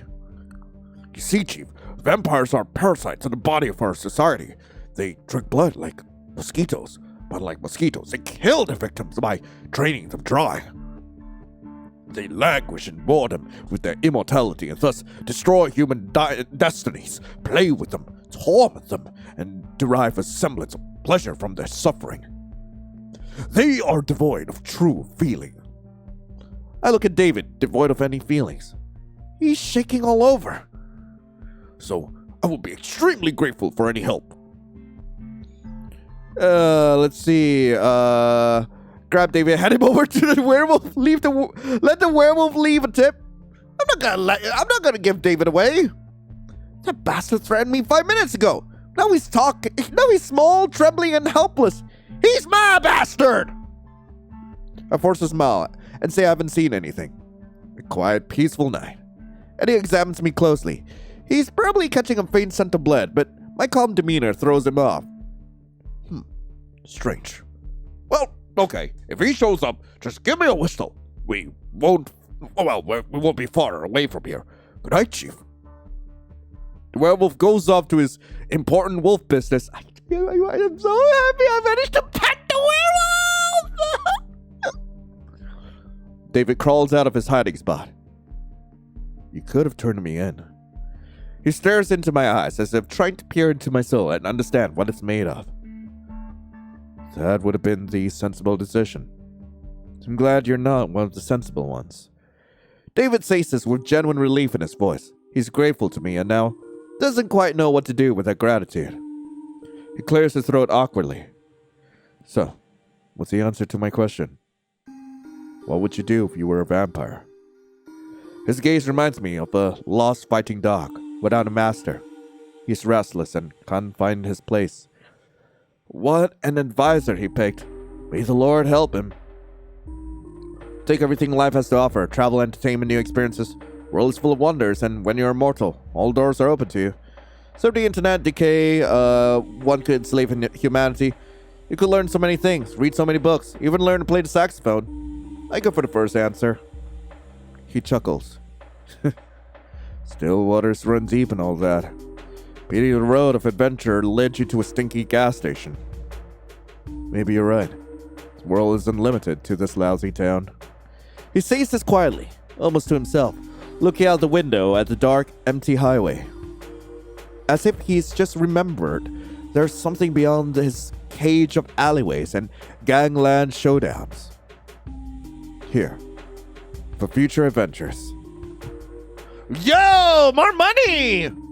David is about to turn around and leave when he suddenly stops. He pulls out a crumpled piece of paper from his pocket, scribbles a number on it, and leaves it on the table next to my hand, but just as I reach for it, his hand covers mine, pressing it to the table. His skin feels cold, rough from barely visible scars and blisters. This grave-like chill sharply contrasts with the warmth of my own hand. I feel a slight tingling, like static electricity. Call me if you need a ride from work.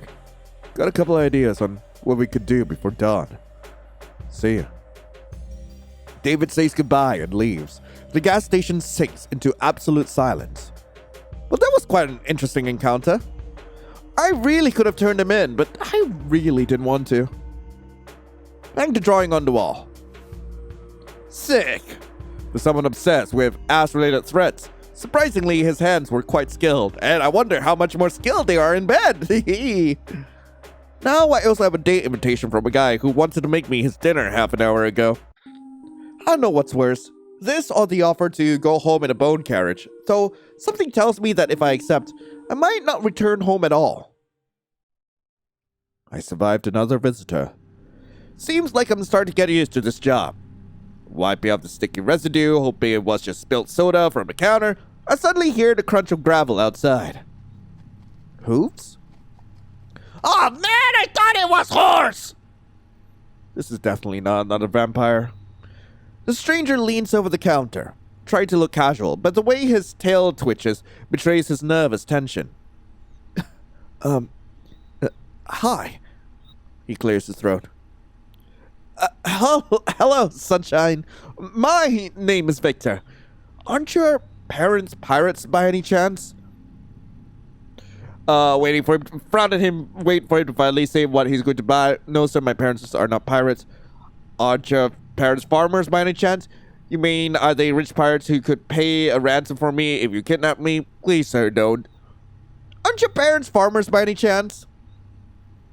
I took his awkward attempt at flirting and made it my own. No, I am the captain of this ship, since I am a true descendant of pirates. Victor nervously taps his hooves on the floor. No. Huh. Here am I not pirates. Then, where did they get such a sweet peach?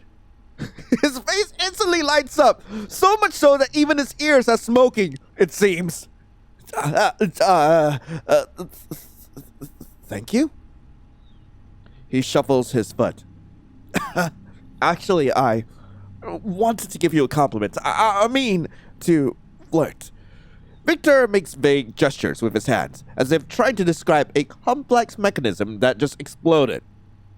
It was all supposed to go completely differently. You were supposed to blush and giggle, and you broke it all. So he believes this was really supposed to work on real life people? His face is burning.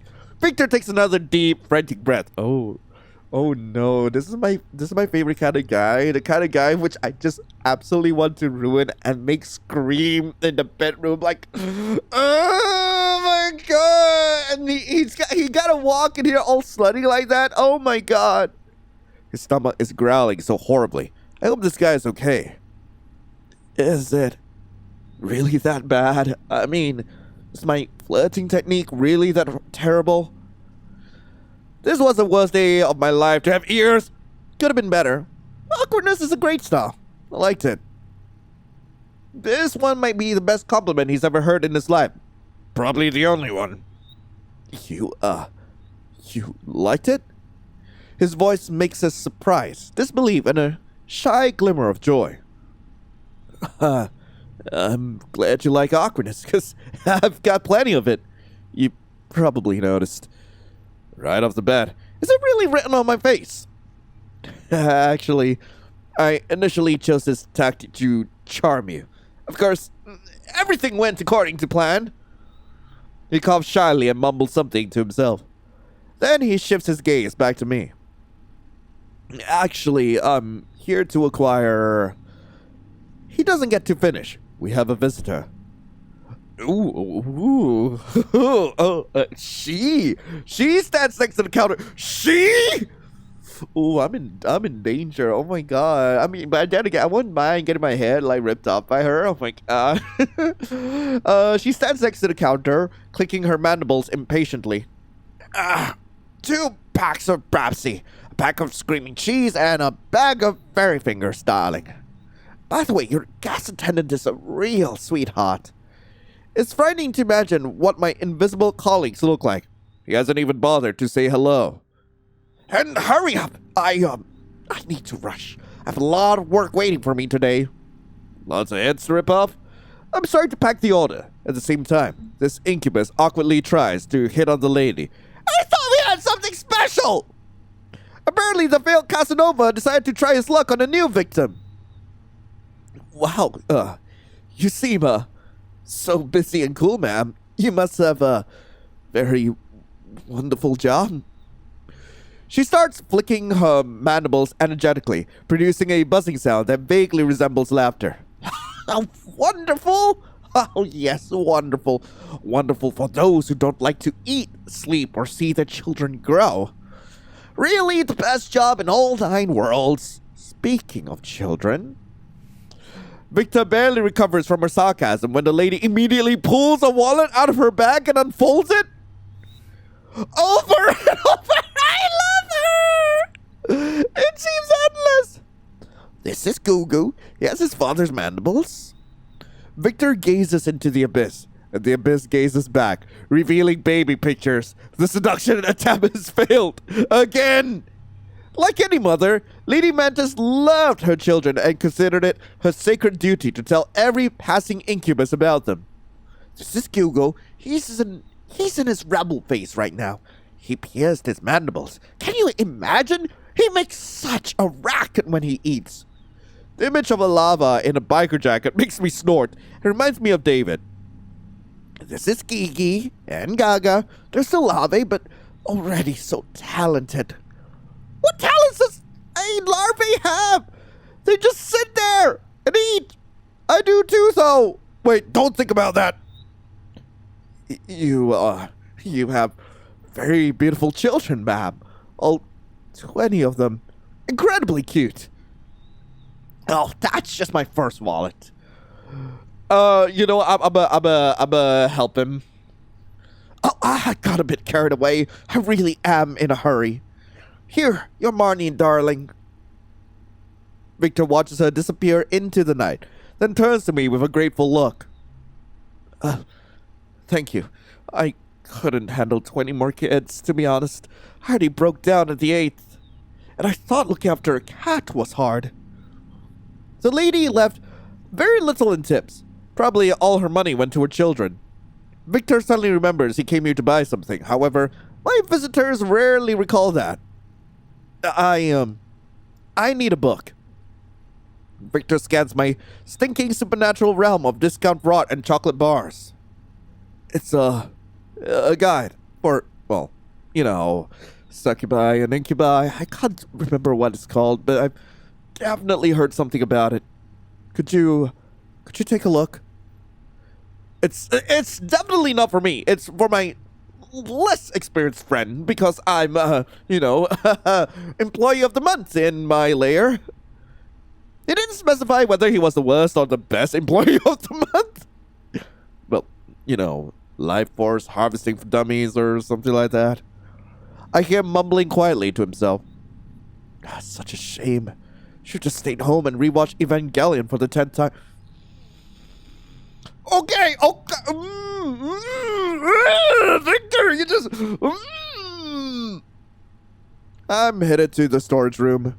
Just a few hours before I was rushing around here looking for blood for a very hungry monster. Now all these valves, eyes, and tentacles seem way less ominous. A gigantic dead moth lies on top of one of the boxes. Perhaps it's just very tired. I'm rummaging through the book section, deep in between baboon metaphysics and limits of patience of your dead servants. I find the desired volume. I come back from the storage room, holding this forbidden mind-bending treatise titled Everything You Ever Wanted to Know About Demons and Everything You Didn't Want to Know About Them. Wow, this is better than those PDF guides from various sites for... never mind who. Clearly not for the whole family. Let's study it? Yes, it would be very unusual if he just paid me, tipped me, and moved along. I expect way too much from this life. But in fact, this will be an entertaining educational session. It certainly won't be necessary. And the guy looks like those pictures are enough to make him faint. The sooner this is over, the sooner I can send him on his way. We find a cozy spot next to the counter. I pull the grimoire closer. I open the book and the pages, yellowed and brittle with age, release a cloud of dust and indecent, horrifying desires. Incubi, the nature of the tempting rogue, hooves of desire. Tempting rogues. Oh, that's me, yes, definitely me. Hooves are just like mine. You have no idea how awful they clop, especially on tiles. When you sneak to the fridge at night, the whole house wakes up with you. Everyone thinks there's this big, clumsy cow living in your apartment. Yeah, I think you really are an incubi. They're all purple. You know, Victor, you look more like a sleep paralysis demon. I'm gonna go with the first. You're right. All incubi really are purple. I thought my skin color was just some kind of coincidence. Like when you create a character in a video game and just spin the color wheel until you stumble upon something weird, which is totally not how the devs came up with this color. He gives me a cautious look, as if not entirely sure about the coolness of his purple hue. Purple is a lame color. No, it's not! I love the color purple. Too bad I'm not purple. I know what you mean. When I was created, someone also spun the wheel. By the way, I was created in Spore! Oh my god, wait, I want to see with this one. He lets out a quiet, soft chuckle. I am sticking with this one. Spore? Seriously? I know it's a self-deprecating joke, but by the way, it really has an awesome creature maker. I love the mating dances in that game. Maybe I should have taken a couple for my profession. By the way, you can make beautiful creatures in Spore too, even with symmetrical limbs. It seems like that was a compliment to me.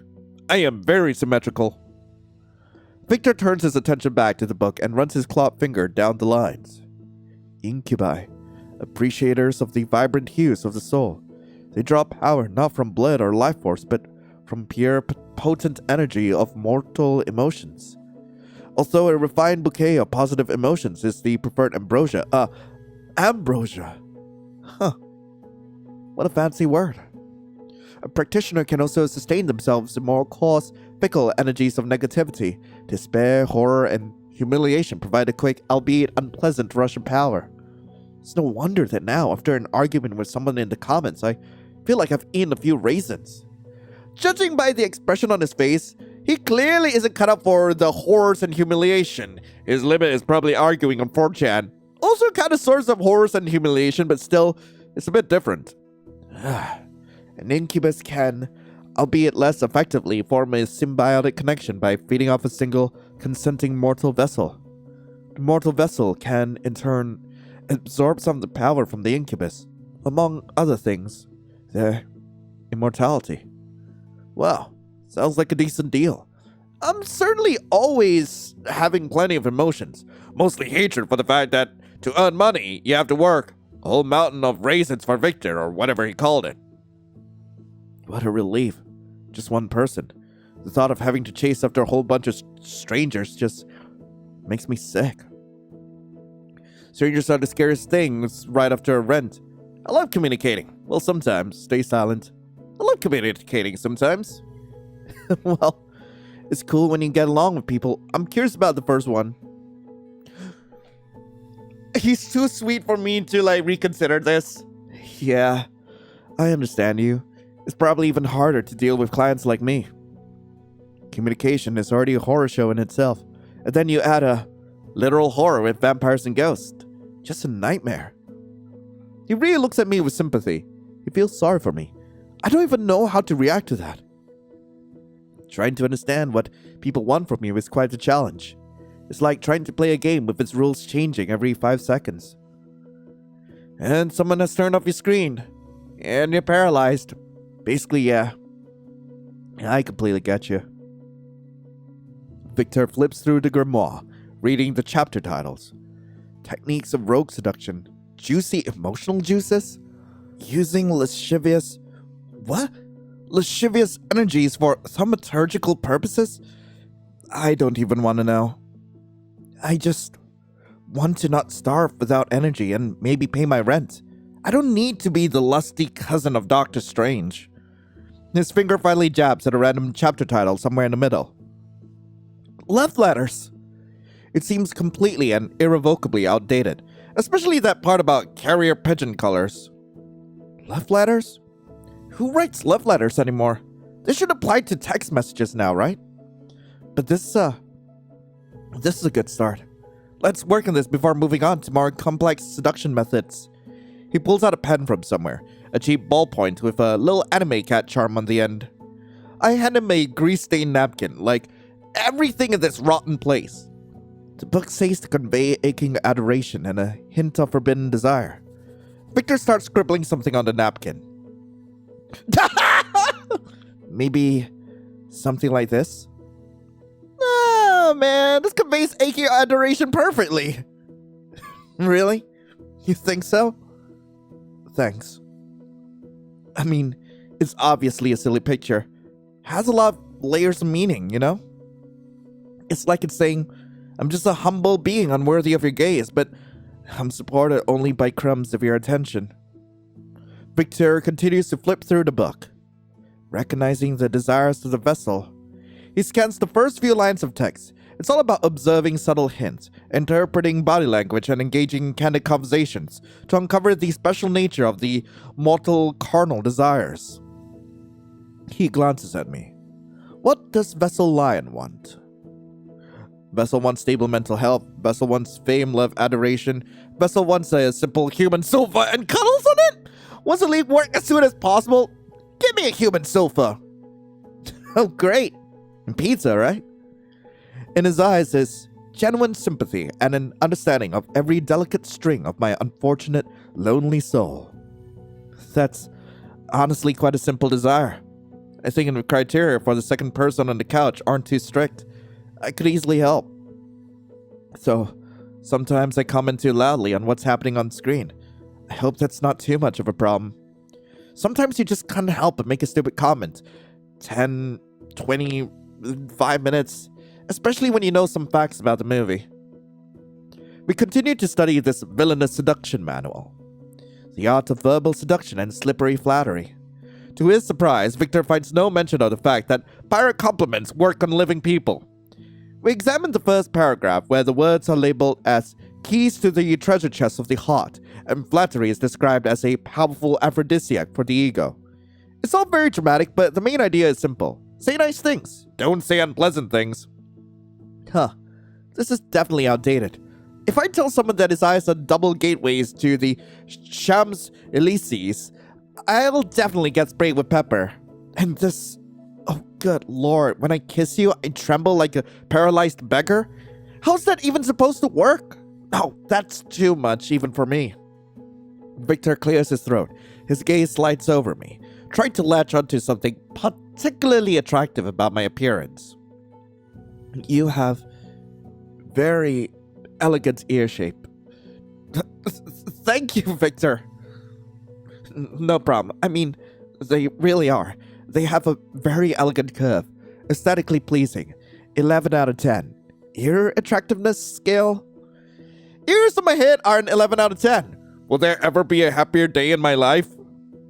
He takes a deep breath, gathering his courage for another compliment. Actually, I think you have a wonderful sense of humor. Like, nothing can really get to you, right? Most people will scream, run away in horror, or fall into a true existential crisis. I'm the main joker of this greasy gas station. Should I be proud or horrified? Smile, that wasn't bad. Shake your head. He's try harder. It wasn't bad. He smiles gently and responds. Despite everything, he starts to relax. He's probably beginning to feel more comfortable around me. I would have never thought a monster would have to struggle with discomfort from interacting with a mortal soul, and not the other way around. Another chapter. How to be a mirror. I didn't know we could change. Oh, it's metaphorical. The text describes the principle of mirroring, subtly borrowing mannerisms, speech patterns, and even express opinions of the victim to create a sense of closeness and understanding. The path of least resistance to gaining mortal attachment. Oh no, what's all this stuff about? Just be yourself and everything will work out. My mom lied to me, didn't she? With similar interests? What do ordinary people like? Football and the weather? Definitely not anime and Dark Souls. Those are my favorite things! Discussing the brilliant soundtrack of Silent Hill with people is a bad idea, that's for sure, but I love Silent Hill! Alright, practice. The book says that practice is the key to success. Victor lifts his gaze to me. Play along with me, please, like we just met. Beautiful mortal soul, I've appeared to you in half dreams so many times, but finally decided to find you in reality. I won't let you go so easily again. Even though the words aren't the most elegant, there's something supernatural about them. I still begin to feel a pull. A shiver runs down my spine. Come on, you don't have to pretend to get close to someone to make friends. I love to talk about a Silent Hill soundtrack. Victor's carefully crafted seductive expression shatters into pieces.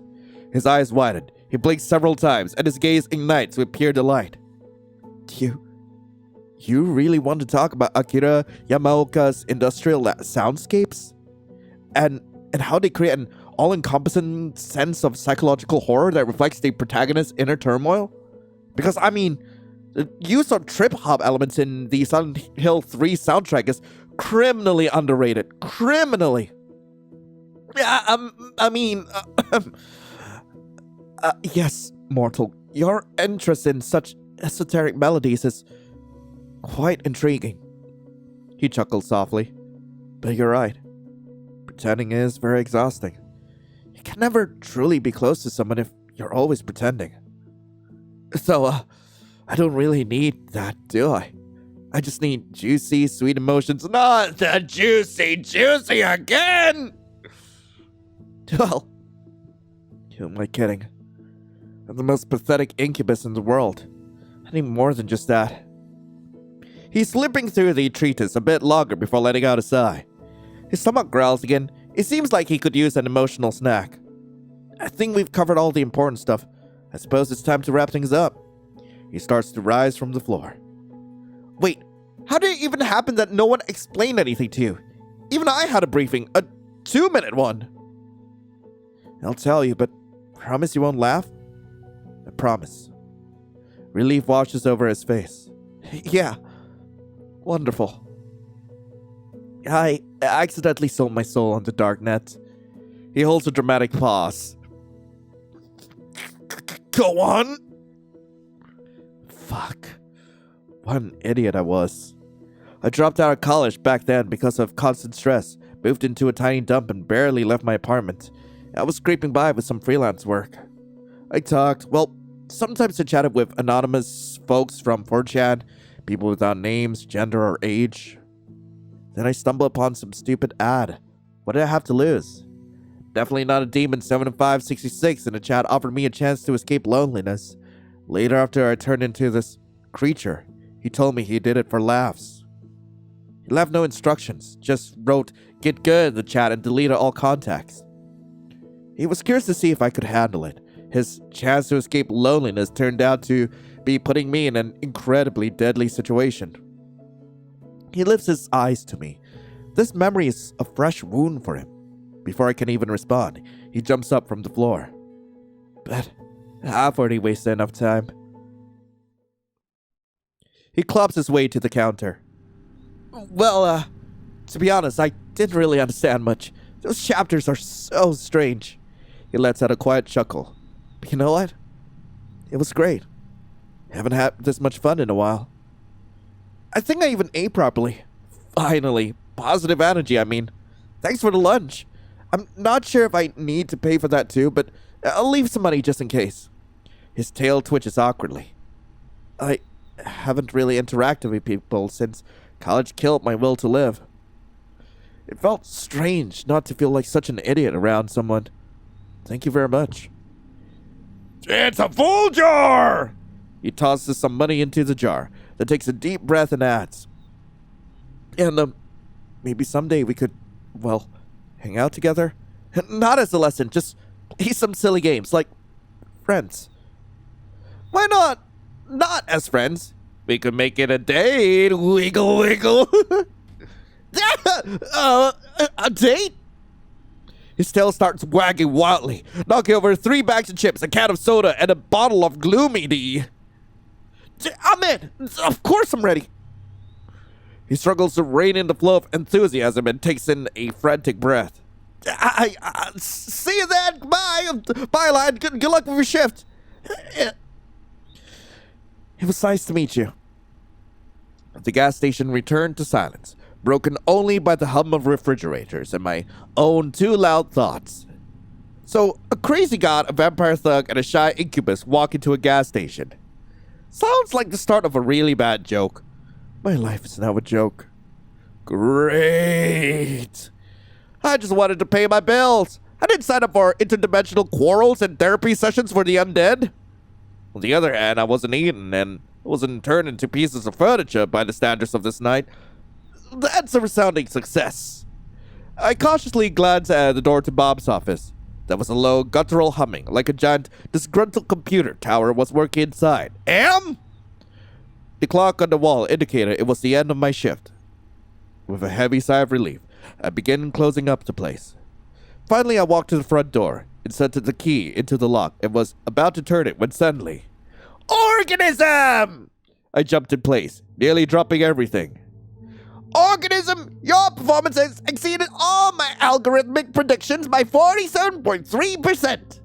You are not just an organism, you are an efficient, flawless machine for generating currency. I am feeling an emotion your kind describes as managerial pride. I thought it was sexual attraction. If you keep up the good work, the possibility of receiving a 25-cent bonus will become not just hypothetical, but quite real. Go, organism. Restore your energy resources and return for further exploitation. What a relief. He vanished as suddenly as he had appeared, leaving nothing but ringing silence behind. I stood for a few seconds, processing what I just heard. Then I slowly turned the key into the lock. Click. First shift completed. I survived. And now I can do anything, which means... Oh... I'm gonna make a save. And for now, we'll go through all these one at a time. So we'll start with returning home. I've had enough adventure for one day. The bus arrived surprisingly quickly. I climbed onto the half-empty cabin and collapsed onto a seat by the window. Outside, the waking city rolled by. Ordinary people heading to ordinary jobs, none of them selling discount rot or fending for vampires. My pigsty retreat never felt so homely and cozy. The familiar creak of floorboards, the smell of dust and cheap coffee, all seemed heaven-sent.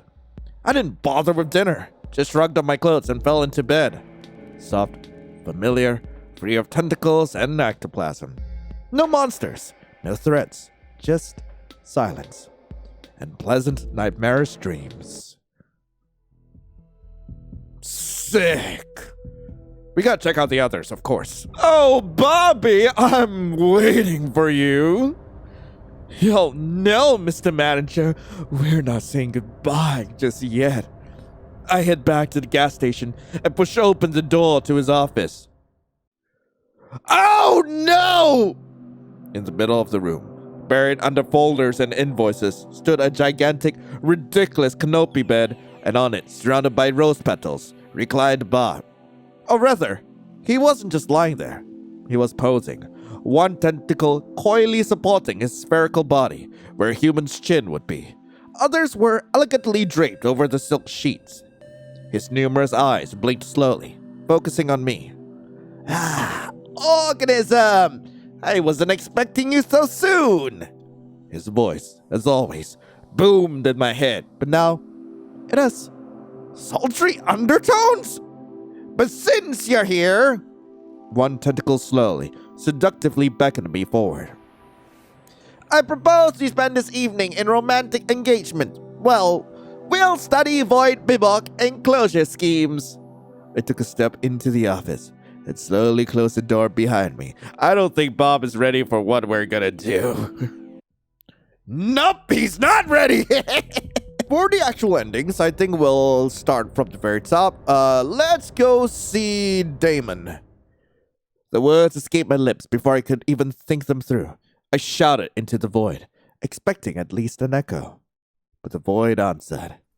From around the corner, with a quiet clatter of hooves on asphalt, it appeared. A carriage crafted from bones polished to a shine, drawn by a pair of horses woven from pure shadows. The carriage door swung open by itself, inviting me inside. How mysterious. I stepped over the threshold, and the world spun into a kaleidoscope of mad colors and sentient frogs. When the whirlwind subsided, I felt myself falling, but instead of a hard landing, I found myself in someone's embrace. I knew you would come, my dear. Darren's voice was velvety and sly. I looked down and realized that my t-shirt and jeans had been replaced by some elegant attire. How old-fashioned of him. The kingdom missed you so much. Every crooked spire of the castle longed for your silhouette. Every mad courtier whispered your name, hoping you would return and bring even more chaos to our usual chaos. He looked into my eyes, and his gaze was a mix of madness, adoration, and the promise of the most unpredictable eternity. Everything. I will give you everything. How about a pet? I can bring you the most beautiful griffin, or better yet, two, so they won't be bored when I take you for rides around our lands. If one moon bores you, then we'll have three. Or you could get a few garden gnomes and... I'm getting ahead of myself. Let it be a surprise. He pulls me closer by the waist. His lips almost touch the shell of my ear as he speaks the next words. You will never be sad again. From this moment, sadness for you is just a word in a foreign language. My dear, my monarch. And all it took was one night shift at a gas station.